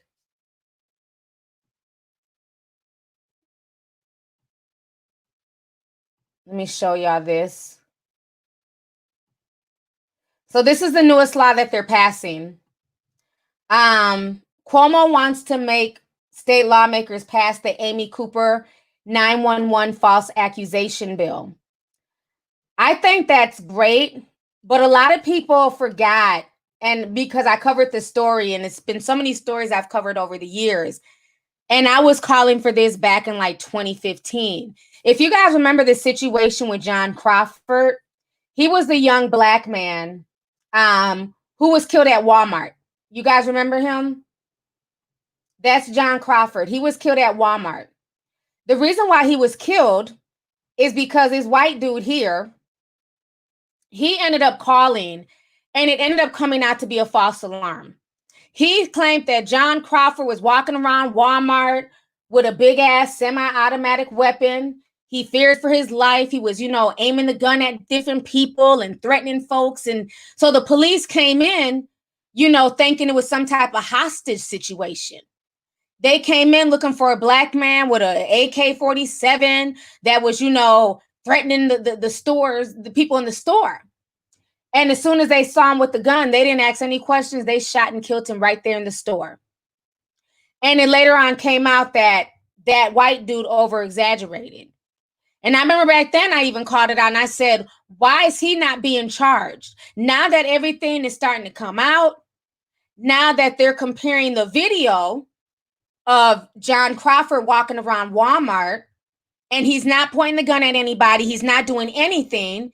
And then in other surveillance video, you can see the white boy on the phone with 911, and he's basically lying. This young man ends up losing his life. This law should have been on the books. I think anybody who's calling 911 over bullshit to try and get somebody in trouble because they're bored, like that woman did at the park and started screaming and saying that that black dude was attacking her and all that stuff. I think if you file false, police charges and if you're calling 911 under false pretenses, you should be arrested and charged. It's no different when I called it out and I said, if you say that somebody raped you and it comes out that you weren't raped, you were just mad or bitter and you just wanted to get the guy in trouble, and they find evidence that that's not the situation, like the whole Brian Banks situation, how he went to jail for 5 years under a false rape accusation, the person who levied that rape, they should do the time that that person would have been facing. Because you know what that does? That deads the situation. That stops the bullshit. That makes people think twice before calling 911 on some BS. So I think certain laws do need to be enacted. Yep, somebody said the same thing happened with Tamir Rice. Somebody hyping up 911, acting that like that little boy was out there doing all types of crazy stuff when he was just out there being a kid. Police pulled up, didn't ask no questions, shot that baby dead. So I would love to see this law passed, because we have a short-term memory in America where we act like this whole Karen thing. I mean, it's funny. I post stuff on Instagram busting out these Karens as well, but it's sad. But this Karen thing is not new. We've been seeing this happening for years. I don't know what y'all call different names, Carl, Chris, you know what I'm saying? But this has been going on for years. And I think if they do enact something like this, it would, slow that down. Somebody says even with swatting's another thing. Yeah, I would love to see that happen. Let's see here. Brief from NYC. What's up, sis? She says, hey, T, I hope all is well. This is why you're one of the best YouTubers, because you preach the truth. In regards to Billy Porter, why not call out the white LGBT like Andy Cohen, who always has shady ways towards Black housewives? Andy Cohen is very shady, and he lives for that damn Black drama, honey. He lives. And, they give him what he wants, unfortunately. Jess V says, hey, T, just wanted to thank you for everything you do. Me and my husband love watching you. We never miss one. He even says, wretched ass Florida. Sending all our love. Be safe. Thank you so much for the super chat. I appreciate it. Thank you. And thank you, Elizabeth, for the super sticker, and Maya for the super sticker. Thank you as well. So yeah, I think, honestly, there should be new laws being regulated. I definitely believe that. So I've been on here now for an hour and almost an hour and a half. So let's talk about the Prince thing real quick, and then I'm going to bounce. I think we covered a lot of stuff today. I'm happy this stream hasn't been affected, so thank God. Let me pull up my stuff about Prince real quick. Give me just a second. So we were having a really interesting conversation in the DM the other day. Not in the DM, excuse me, on YouTube. On my last YouTube video, there was a lot of really interesting dialogue when I was talking about the twinning energy. And so one of the things about the twinning energy, we talked about, George Floyd, and then Floyd Mayweather, that too, the Floyd connection, and then the fact that his name is Mayweather, and this happened in, the month of May. Just so many connections. So one of the connections that we were putting together was the whole Prince connection. So we're going to end on a positive note. And you guys know I'm a fan of Prince. He's from the Twin Cities, and even with his fame, he never left the Twin Cities. He never went to go make his home in Los Angeles or New York. He always made his base here in Chanhassen, Minnesota. And so one of the things that people were saying, I'm going to go ahead and show y'all now that we were talking about. They were saying things like Prince was a Gemini. He's from the Twin Cities. He warned us about chemtrails and was dead against cell phones. And now we're talking about cell towers and 5G killing us. I feel like there's an agenda going on. Somebody else wrote, I saw a tweet online that says no one thought the revolution would start in Minneapolis, but Prince, I can't stop thinking about it. He was definitely ahead of his time. I mean, come on. He tried to warn us on many occasions. And he even named his band Prince and the Revolution. So this was all stuff we were talking about. And so I have wrote on here, I said, yeah, when I said it had been a long day for me, and I'll tell you about it later, that was the day I had gotten my corona test, honey. That was 3 days ago. So that was me just laying down and relaxing and trying to get my lungs back right. But I said, anyways, I started looking up into some stuff about the Prince twinning connection, what we were discussing in my YouTube comment section yesterday. And here's what I found. Prince is from the Twin Cities. Check. Prince is a Gemini. Check. Prince named his rock band The Revolution. Check. The historic revolution of 2020 started in the Twin Cities. I've also saw old interviews prior to this, and they kind of hit home when I go back and I watch them now. In one of the interviews, Prince is talking about how society is promoting a lot of degenerate behavior through the music. Prince also went on to quote Dick Gregory, where he talked about chemtrails, and he talked about how planes would fly around Minneapolis back in the day, and he would see these chemtrails, and the neighbors would start fighting. So I'm going to go ahead and play you guys Prince talking. In music today that made you say, I got to put some more stuff out there. You have to do this. Mainly I sensed a great deal of negativity and entropy in the music. There's a disintegration going on that we really have to address. Our values have been lessened to a great degree. VH1's been pretty cool. They don't show too much craziness on their channel, but other Viacom channels do.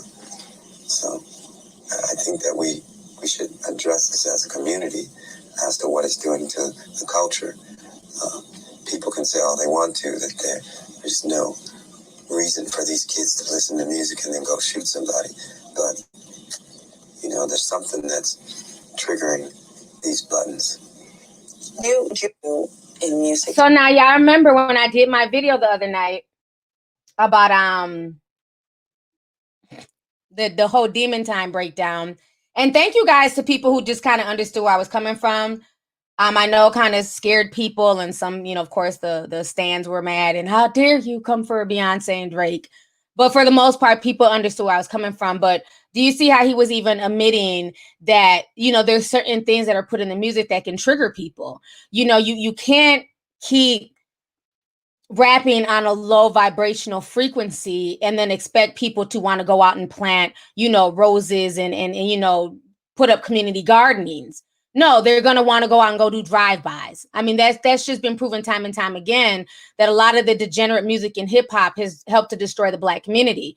So Prince was one of the first ones speaking on this back in 1999. And this is when he started kind of changing, because a lot of people were like, okay, well, Prince, you're the one who ushered in the whole sexual thing in music. And, you know, you were always singing really freaky. But that was part of him evolving. Like, even, you know, as he got older, he kind of saw the error in his ways, and he stopped putting out, you know, overtly sexual music. So that was part of him, you know, changing and becoming more conscious and aware. So I wanted to just kind of point that out. So now this is the next clip, which I love, where he's talking to Tavis Smiley. It says I was born in the United States of the red, white, and blue. And we live in a place now that feels just about like a plantation.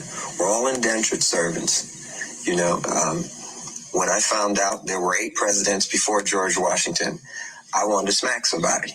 You know, I wanted to know why I was taught otherwise. Just tell me the whole story. I'll fill in the blanks, but don't tell me something that you think I'm supposed to know.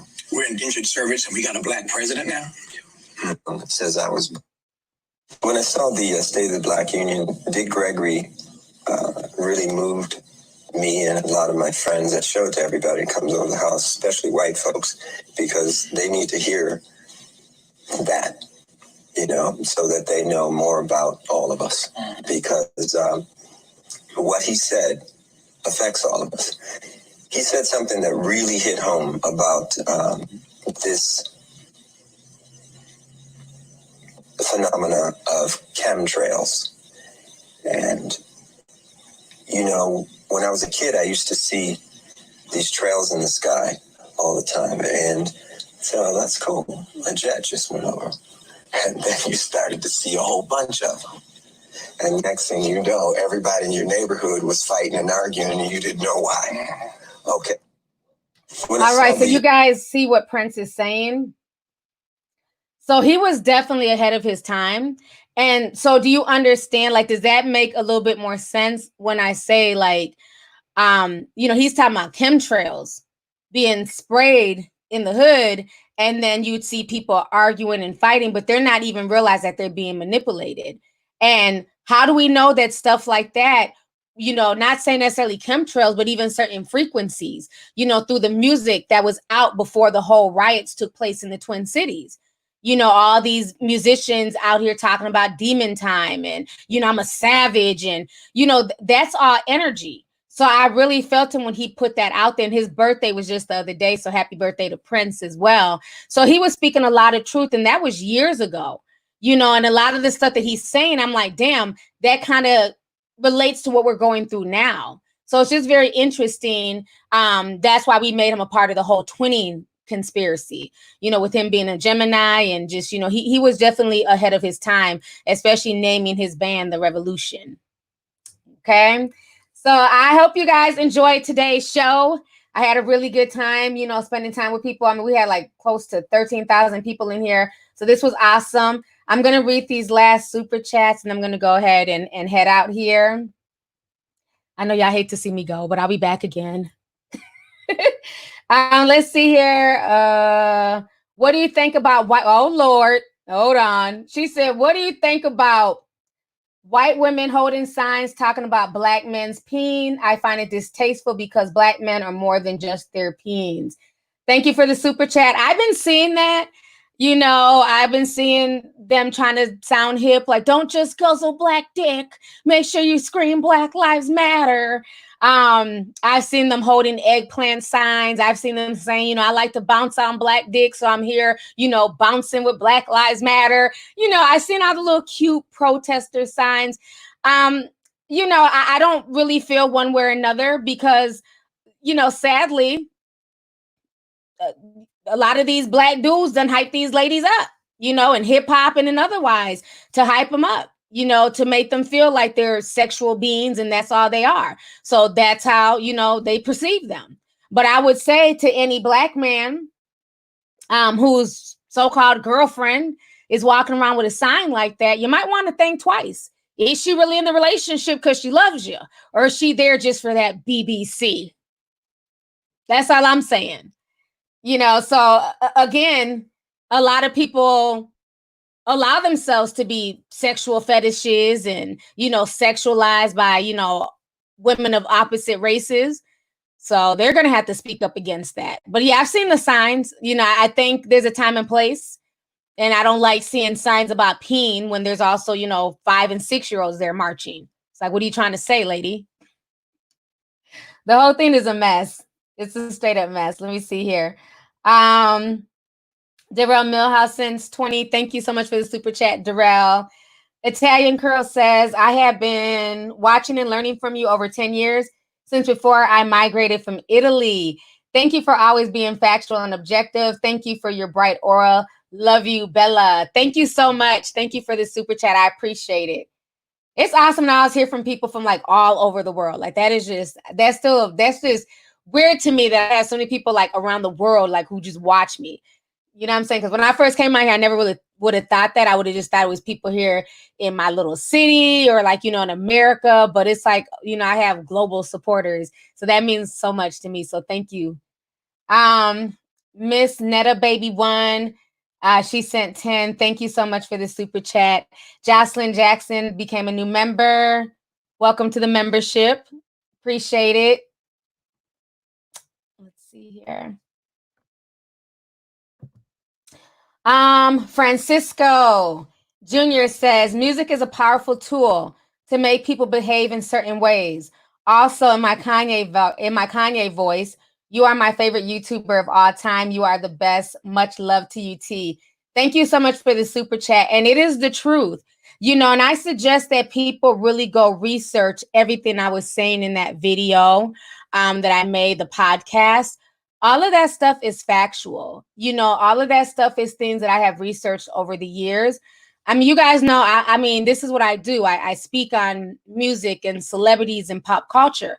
So I love music, you know what I'm saying? But I know enough where I know that music can be set to alter you, can be set to alter your moods. You know what I'm saying? Like even XXX, before he died, like I said on the podcast, he even came out, he admitted it, that he can put certain frequencies in his music that will make you turn up, that will make you levitate, that make you do all types of stuff, because there's certain things that they do. They can control people, with the music. And when certain songs are number one and they're saying certain things, I had to look at that deeper. At that point, it can't just be about a TikTok dance for me. So I think that a lot of people do need to really research the psychological effects. Two of my really good friends are DJs, and they will tell you, talk to any DJ. If you know any DJs, talk to them. Do you ever notice when you're in the club, what do they play as the club is letting out? It's always like a really sweet song, it's never nothing like crazy, like, fuck the police and, I hit them up. You're not going to play that as the club is letting out. It's usually like Roger Troutman. I want to be your man. I want to be your man. Like, it's always something sweet. Am I wrong? Let's put it. I can't sing, honey, but can we put a teacup? Okay, like it's like when it's closing time, put a teacup. If you guys have noticed that, it's always really sweet, sensual songs, right? So it's not like they're not going to send you out the club on some, knock if you buck, like they're just not going to do that, because they know songs have power. Talk to any DJ. When it's the last call for alcohol and the club is letting out, it's going to be a sweet, sentimental song. So that alone tells you that music has power and music can influence. And we rather send you out the club feeling nice and, ready to go home and smash something, or, go out to the after set, go out to eat, rather than leaving the club tipsy and be ready to fight and go shoot something. So that right there is proof enough when you leave an establishment, the last song of the night that they choose to play. So music is very powerful. It's very instrumental. And people have been saying this for years. And I think now a lot of us are waking up to the games. All of this stuff, even looking back on everything that's taken place over the past 2 weeks, all of this to me was just one huge ritual. I mean, damn, I need to get up off of here, but let me get deep real quick. Okay, good. We got like 11,000 people still hanging on. Let me get deep real quick before they kick me off. Now, y'all remember this, right? What were they telling everybody? Not even a few weeks ago. Remember when folks were dying from the Rona? Oh, y'all can't have any funerals. Ain't no funerals. People's grandparents were dying. People were losing their family members and couldn't even be there with them at the hospital. Couldn't even have a funeral. Remember, even the little girl, the little woman, Mimi Ross from Little Women Atlanta, she passed away. They had to live stream her funeral because nobody could be in attendance. So let me ask y'all this. What has changed? Why, when George Floyd, when it's time for his memorial service, all of a sudden, all of that gets thrown out the window? I'm confused. Let me just speak real quick, because it happened while I was live streaming that day. And I knew a few of my friends in Minneapolis, they wanted to go down to the memorial service, only to get down there and they said the public couldn't come in. The public was not allowed. It was closed. Y'all go watch it on the live stream. But guess who were there? All the celebrities. You had celebrities there front row. And I was calling that shit out on Instagram like, I'm confused. I thought George Floyd was just a regular schmeggler dude. Did he personally know T.I. and Tiny? Did he personally know Ludacris? Why is Tyrese in here dressed like a Black Panther? Did he know Tiffany Haddish? But yet and still Tiffany Haddish is up there speaking. So why did the energy change? Why, when it came to George Floyd, all of these celebrities are there front and center, sitting there talking, and even his family wasn't allowed to be in the front row. So did y'all not find that very strange and very esoterical that all these people who did not know him were allowed to be there when just a month and a half ago, y'all told regular people they couldn't even bury their family members? They had to watch services via live stream. Well, where did the corona go? It's very strange. And then as soon as it was over, all of those celebrities left. The only celebrity that I personally saw who stayed and was walking amongst the people at the memorial was Common. I did see Common there. But none of the ones came to speak to the people. They got out, as soon as it was over, they were done with their photo ops. They flew back to their cities. And then now they've taken his body, and I don't know if the body's in there, but now they're doing a memorial service in North Carolina. Well, I'm confused. Why? The sister got online and said that she couldn't afford to fly to Minneapolis, so she set up a GoFundMe for $5,000. She exceeded that. She got like several $100,000. Jay-Z flew her in. So obviously his family from North Carolina was here in the Twin Cities. So why is this body being taken on some type of tour? Because once it leaves North Carolina, they're going to do the third memorial service in Houston. Why? What is up with the funeral tour? And I'm not even trying to be facetious. I'm not trying to be disrespectful, but it doesn't make any sense to me. So you mean to tell me that in North Carolina, y'all opened it up to the public. They were allowed to go to the memorial, mask or no mask. But a month ago, regular people couldn't even have funerals. Now in Houston, they're going to do a service and they're selling tickets like they did for Kobe Bryant. The whole situation just does not make sense to me at all. So that's why, like I said, I feel like this situation is way deeper. Very esoterical. I'm not going to go down the rabbit hole and act like, okay, he wasn't, a real person and he really didn't die. I'm not going to do that. I do feel like he was a real person. He did pass away and, the city showed out. But there's something with this entire situation that's just weird. On top of that, they're now getting rid of policing in my city. They're trying to make it where they're going to defund the police. Let me see if I can find it. It was breaking news yesterday. So they're planning on basically, the Minneapolis City Council have announced their intent to disband the Minneapolis Police Department and invest in community public safety. And like I told you guys, I don't know how I feel about that.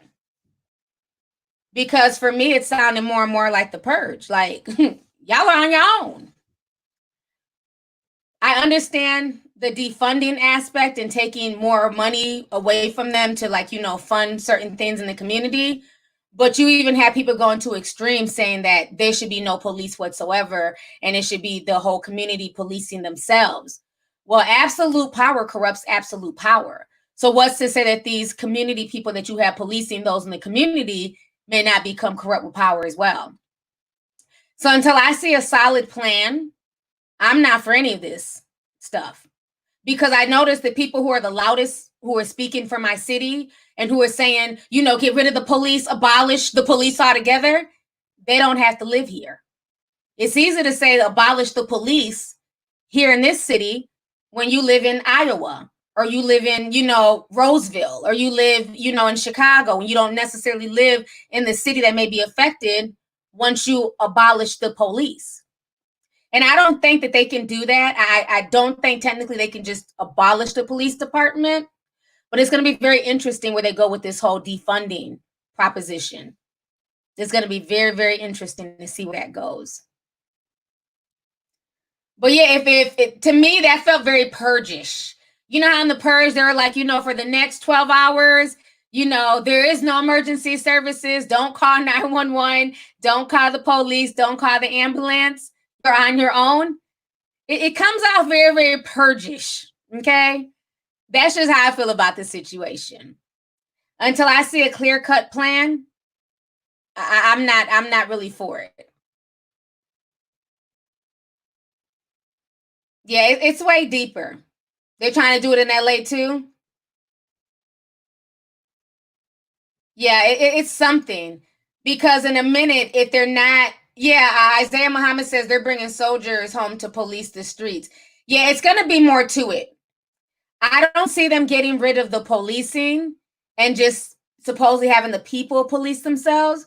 I think they're going to use this to usher in the military to police the people. I don't know. That's how I feel. And the military people, they're so, everything from their mindset, and this is no disrespect to people in military, but they are property of the U.S. government. So what the U.S. government tells them, they are legally obliged to do. So I don't know how that's going to work. But yeah, that's what I see with this, is just martial law. They've even made a new law in Arizona, I heard today, where now you can be jailed and fined up to $750 for videotaping a police arrest. So if the police are doing something wrong, you pull out your cell phone camera, you upload it onto social media, you are now subject to arrest and a fine in Arizona. And my thing is, why are you punishing people? I thought that was freedom of the press. What do you have to hide? If you're not doing anything wrong, it shouldn't matter if you're being filmed. Ain't that what they tell us? If you're not doing anything wrong, it doesn't matter if there's a camera on every corner in your neighborhood, or as soon as you walk into a casino in Vegas. If you're not doing anything wrong, it does not matter if you're being spied on. So why all of a sudden are people in Arizona subject to possible arrest and fines for filming the police? So it's a lot of stuff that's going on. It's a lot of things that's going to be ushered in behind this whole George Floyd situation. And I'm just sitting back and I'm just sipping slow at all this stuff that they're trying to usher in. So don't be so quick to be for all these new things like defunding the police and, abolishing the police. Don't be so quick to stand behind stuff like that. Because like I always, there's never anything given free. There's always something behind it. So if they get rid of this, what are they going to add to that? What's going to be the next step? Julius Gray says the global elites want anarchy to usher in the one world currency, one world government. Thank you, Julius, for bringing that up. I've been out here almost 2 hours. Let me talk about that really quick. I know a lot of people probably missed that post on Instagram because it was boring. I know y'all like the celebrity news, but let me show y'all. Me and another tea sipper, we're talking about this in the DM. I'm still paying close attention to China. Let me find the post here. I've posted so much stuff, it's hard. Okay, here we go. And I'm glad you brought that up. Thank you for bringing that up, Julius. So this is the post. So you guys keep paying very close attention to China. For y'all who don't know, IBM had signed 6 banks. This was back a year ago in 2019, because I keep up with cryptocurrency and all that stuff. IBM had signed 6 banks to issue stable coins and use sellers XLM cryptocurrency. So they were working with banks like Wells Fargo, Bank of America. As we all know, the cryptocurrency phase started on the internet, okay? So now banks are trying to find their way to get themselves involved in cryptocurrency. It hasn't really caught on super big here, but look what China's up to. China's digital currency could challenge the Bitcoin and even the dollar. And this was an article just from a few days ago. You guys can Google it. And so this is what the article says real quickly. It says, people in China are no strangers to digital payments. If anything, it's easier to move around and shop in Shanghai or Beijing with Alipay or WeChat Pay, smartphone apps that's bearing pocket filled with yuan notes. Now, the Chinese government has begun a pilot program for official digital version of its currency, with the likelihood of a bigger test at the Beijing Winter Olympics in 2020. Some observers think that the virtual yuan could bolster the government's power over the country's financial system and one day maybe even shift the global balance of the economic influence. I'm not going to read all of that, but it's on my Instagram page. It didn't get as many likes because I guess it's boring, but I like to post stuff like that just to keep, people aware. And remember a few months ago when I was telling you guys that they were burning cash money in South Korea? And I was saying, pay attention to that. Like, banks are burning money. That lets you know that we're moving closer and closer to a one world digital currency. And this is proof because China is running the shit. Like the fact that what China is doing is now threatening Bitcoin and the US dollar, and China is now the main superpower globally. That is definitely where we're going with all of this. So thank you for bringing that up because I meant to talk about it last time, but I got sidetracked. Marvel 6 says, T, the system could work without a police force. You can still have a task force to handle violent offenders, but make specific departments handle specific issues. Thank you so much for the super chat. And I agree. But again, this has to be a plan that's tangible. Like what you're saying, it makes perfect sense. But can it be tangible? Will it be able to be implemented? And that's the thing that we have to wait to see. Because a lot of people are saying, what we could do, but is it feasible? So that's what we have to figure out. It's 4:00 in the morning in the UK. Oh my gosh, I have you guys up. I'm sorry. I'm about to leave soon. Don't worry. Let me read this last super chat. Uncluded says the police department should lose federal funding if they refuse to investigate and fire cops with multiple civil rights abuses. I agree. They have to hold themselves to task because the police are paid by the tax dollars. So they have to do what the tax-paying citizens need them to do. And there's no reason why an officer like Derek Chauvin has literally taken the lives of several people. He caused an accident on a high-speed chase that killed, I believe it was like 3 people in a car. He had also killed another teenager a few years ago. So this man has had a record of just degenerate behavior, but for some reason he was never fired. So I think things like that are unacceptable. I definitely agree with that.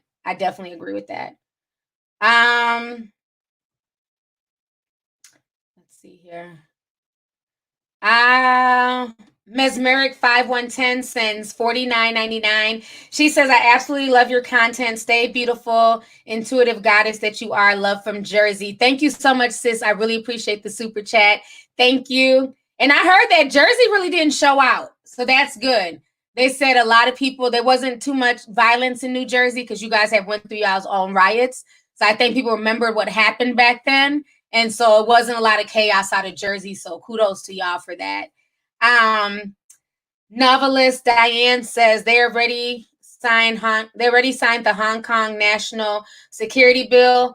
People already started disappearing. Wow. Yeah, it's a lot of crazy things going on over there in China right now. It's insane.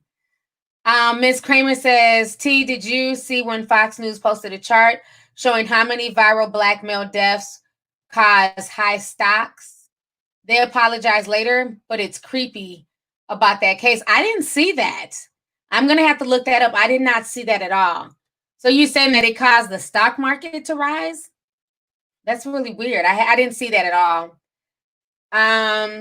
American Dad fan says defunding the police means taking some of the funding. 1/3 of a city's budget are spent on the police. $6 billion was given nationwide for militarization of the police. The money should go elsewhere. So he's breaking it down. So like I said, there's different fractions. Some people are just saying defund because they do get a large portion of money. Other people want the extreme and they're saying abolish the police altogether. So there's definitely 2 extremes to everything. So there's definitely going to need to be a happy medium.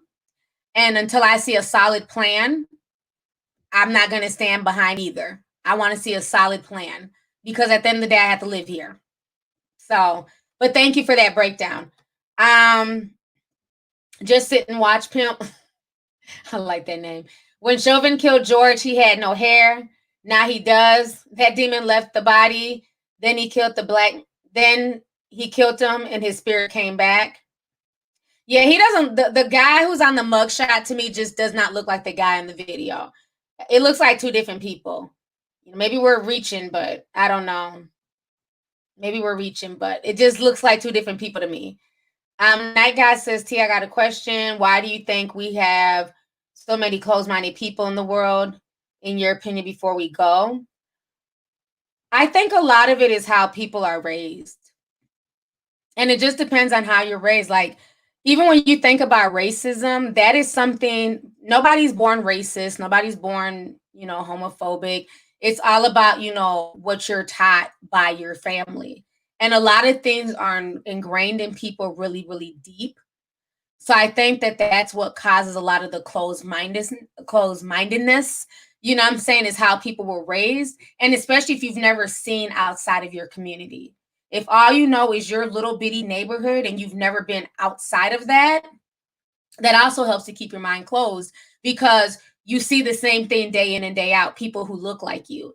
And I remember I had to check a few people when I lived in certain cities because they would talk down. Like there's a section of people that I grew up with in the Twin Cities. They've never left.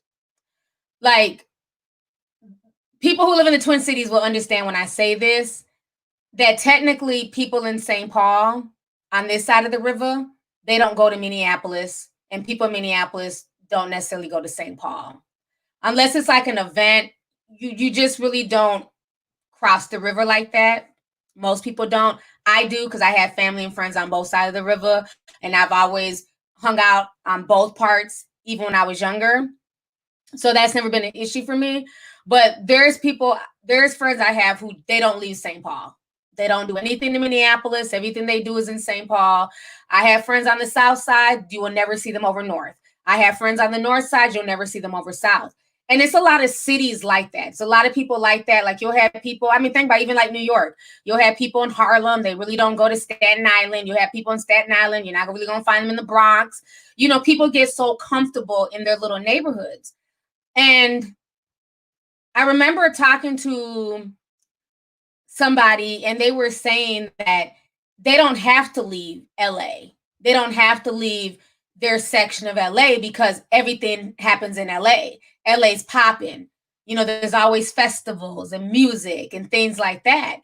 I said, well, I'm confused. How are you any different than people in my neighborhood in St. Paul who've never left the Twin Cities, who feel like they don't need to? This is all they've ever known. And I think people sometimes feel like because they grew up in a major city like LA, New York, Atlanta, that they don't need to leave because everything is in their city. That's no different than somebody growing up in a small hick town. And when I kind of broke it down to them, they're like, damn, that makes a lot of sense. Like, I guess I'm no different than somebody who's never left the Appalachians. Just because everything you want is in your vicinity, that does not mean that you've traveled and you've seen other people. You've been to other neighborhoods. You see how other people live. So I think that's a way that you kind of open your mind up and you stop being so closed-minded, is traveling and going to other cities, meeting with other people, going to other events, going to travel around the world, going to other countries. That opens your mind. Once you leave your neighborhood and you leave your comfort zone, that opens your mind to so many different people. And I think that's one thing that's always helped me to where I can just get along with so many people because I've lived in so many different places. I, for the most part, know how people in the South get down. I know how people on the East Coast get down. I know how people in the Midwest get down, people on the West Coast. Even though we're all one people, everybody's different in their own way. Certain things that people will do down south will not fly up north. Certain things that people do up north will not fly down south on the East Coast, West Coast, and vice versa. But if you never leave your tiny neighborhood of the Bronx, you're not going to know that. You're not going to know how people down south get down and how they party and their fish fries and how it is in the Bible Belt, because all you know is your little neighborhood in the Bronx. If you never leave Charlotte, because that's all you know, you'll never understand what people in the Bronx are going through. You know what I'm saying? So I think that's if I can leave you guys with anything, is that's how you make yourself more open-minded, is to get out and get to know people outside of your community, is to get out and talk to other people. And so many times it's so easy to be divisive and say that, you know, I don't like any of those people, white people, or I don't like Black people, I don't like Asians. It's very easy to say that, but it's a lot harder to step outside your comfort zone and show them something different, because a lot of it comes down to fear. It's not necessarily like people don't like you, but they fear you. And then we got to understand that, you know, the image of Black people, especially in the mainstream media, is just not a good image. That's why I was saying earlier, I don't like that whole strong Black woman trope. I've told you that years. I'm not nobody's strong Black woman. When I'm emotional and I'm crying, I'm just going to cry. That's just me. Like, I can't stand here and act like the stuff that I witnessed over the past 2 weeks, it didn't affect me. It didn't hurt. White girls cry all the time online, and it's like, oh, Becky's sad. You know, but if a Black woman cries, it's like, girl, toughen up. This is the revolution. No, fuck that. I'm sad right now, and I have the right to be sad, and I have the right to mourn what's going on in my city. You know, so I think that we have to shatter a lot of those stereotypes. You know, the whole, you know, thug mentality of the Black male. You know, like all Black dudes are thugs and gangbangers, and you know what I'm saying?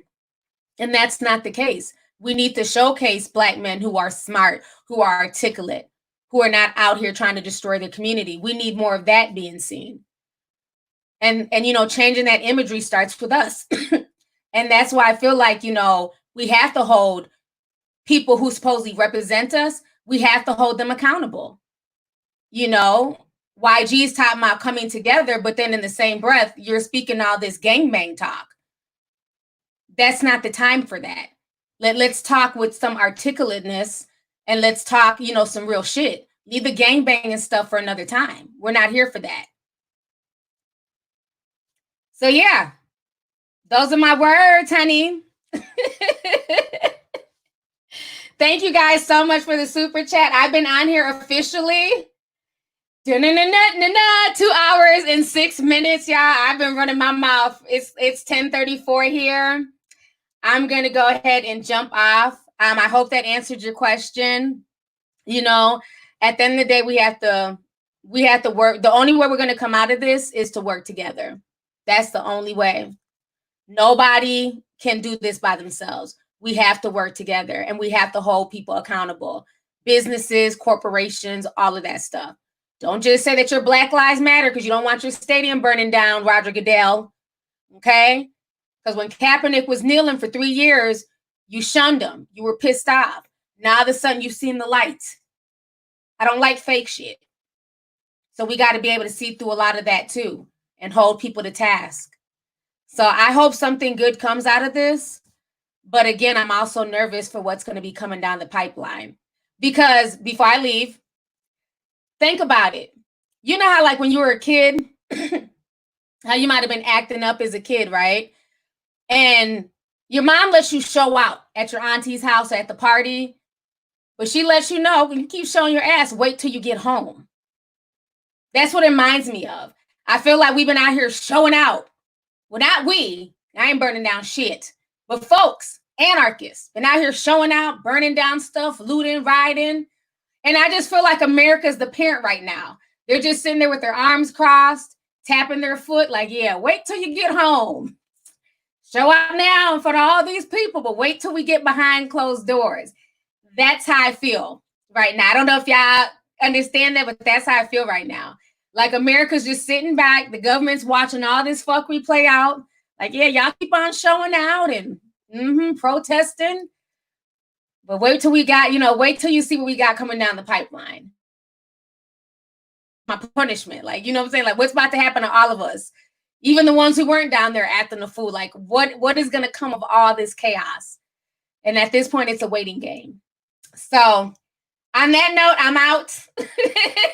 Yeah, that's what it reminds me of. Like, when you done showed out at your grandma's house or your aunties, and your parents are like, yeah, wait till you get home. Because, when you get home, you're going to get that ass whooping. That's what it feels like. So you guys have a good night. Thank you guys so much for supporting me. Thank you guys for the super chats, the donations, just everything. It means a lot to me, and I will be back again. I'm going to try and get back in the swing of, doing some more videos. So I might do another podcast or a video tomorrow. So I'll try and put out some more content. But you guys have a good night, and thank you guys once again. Talk to y'all later.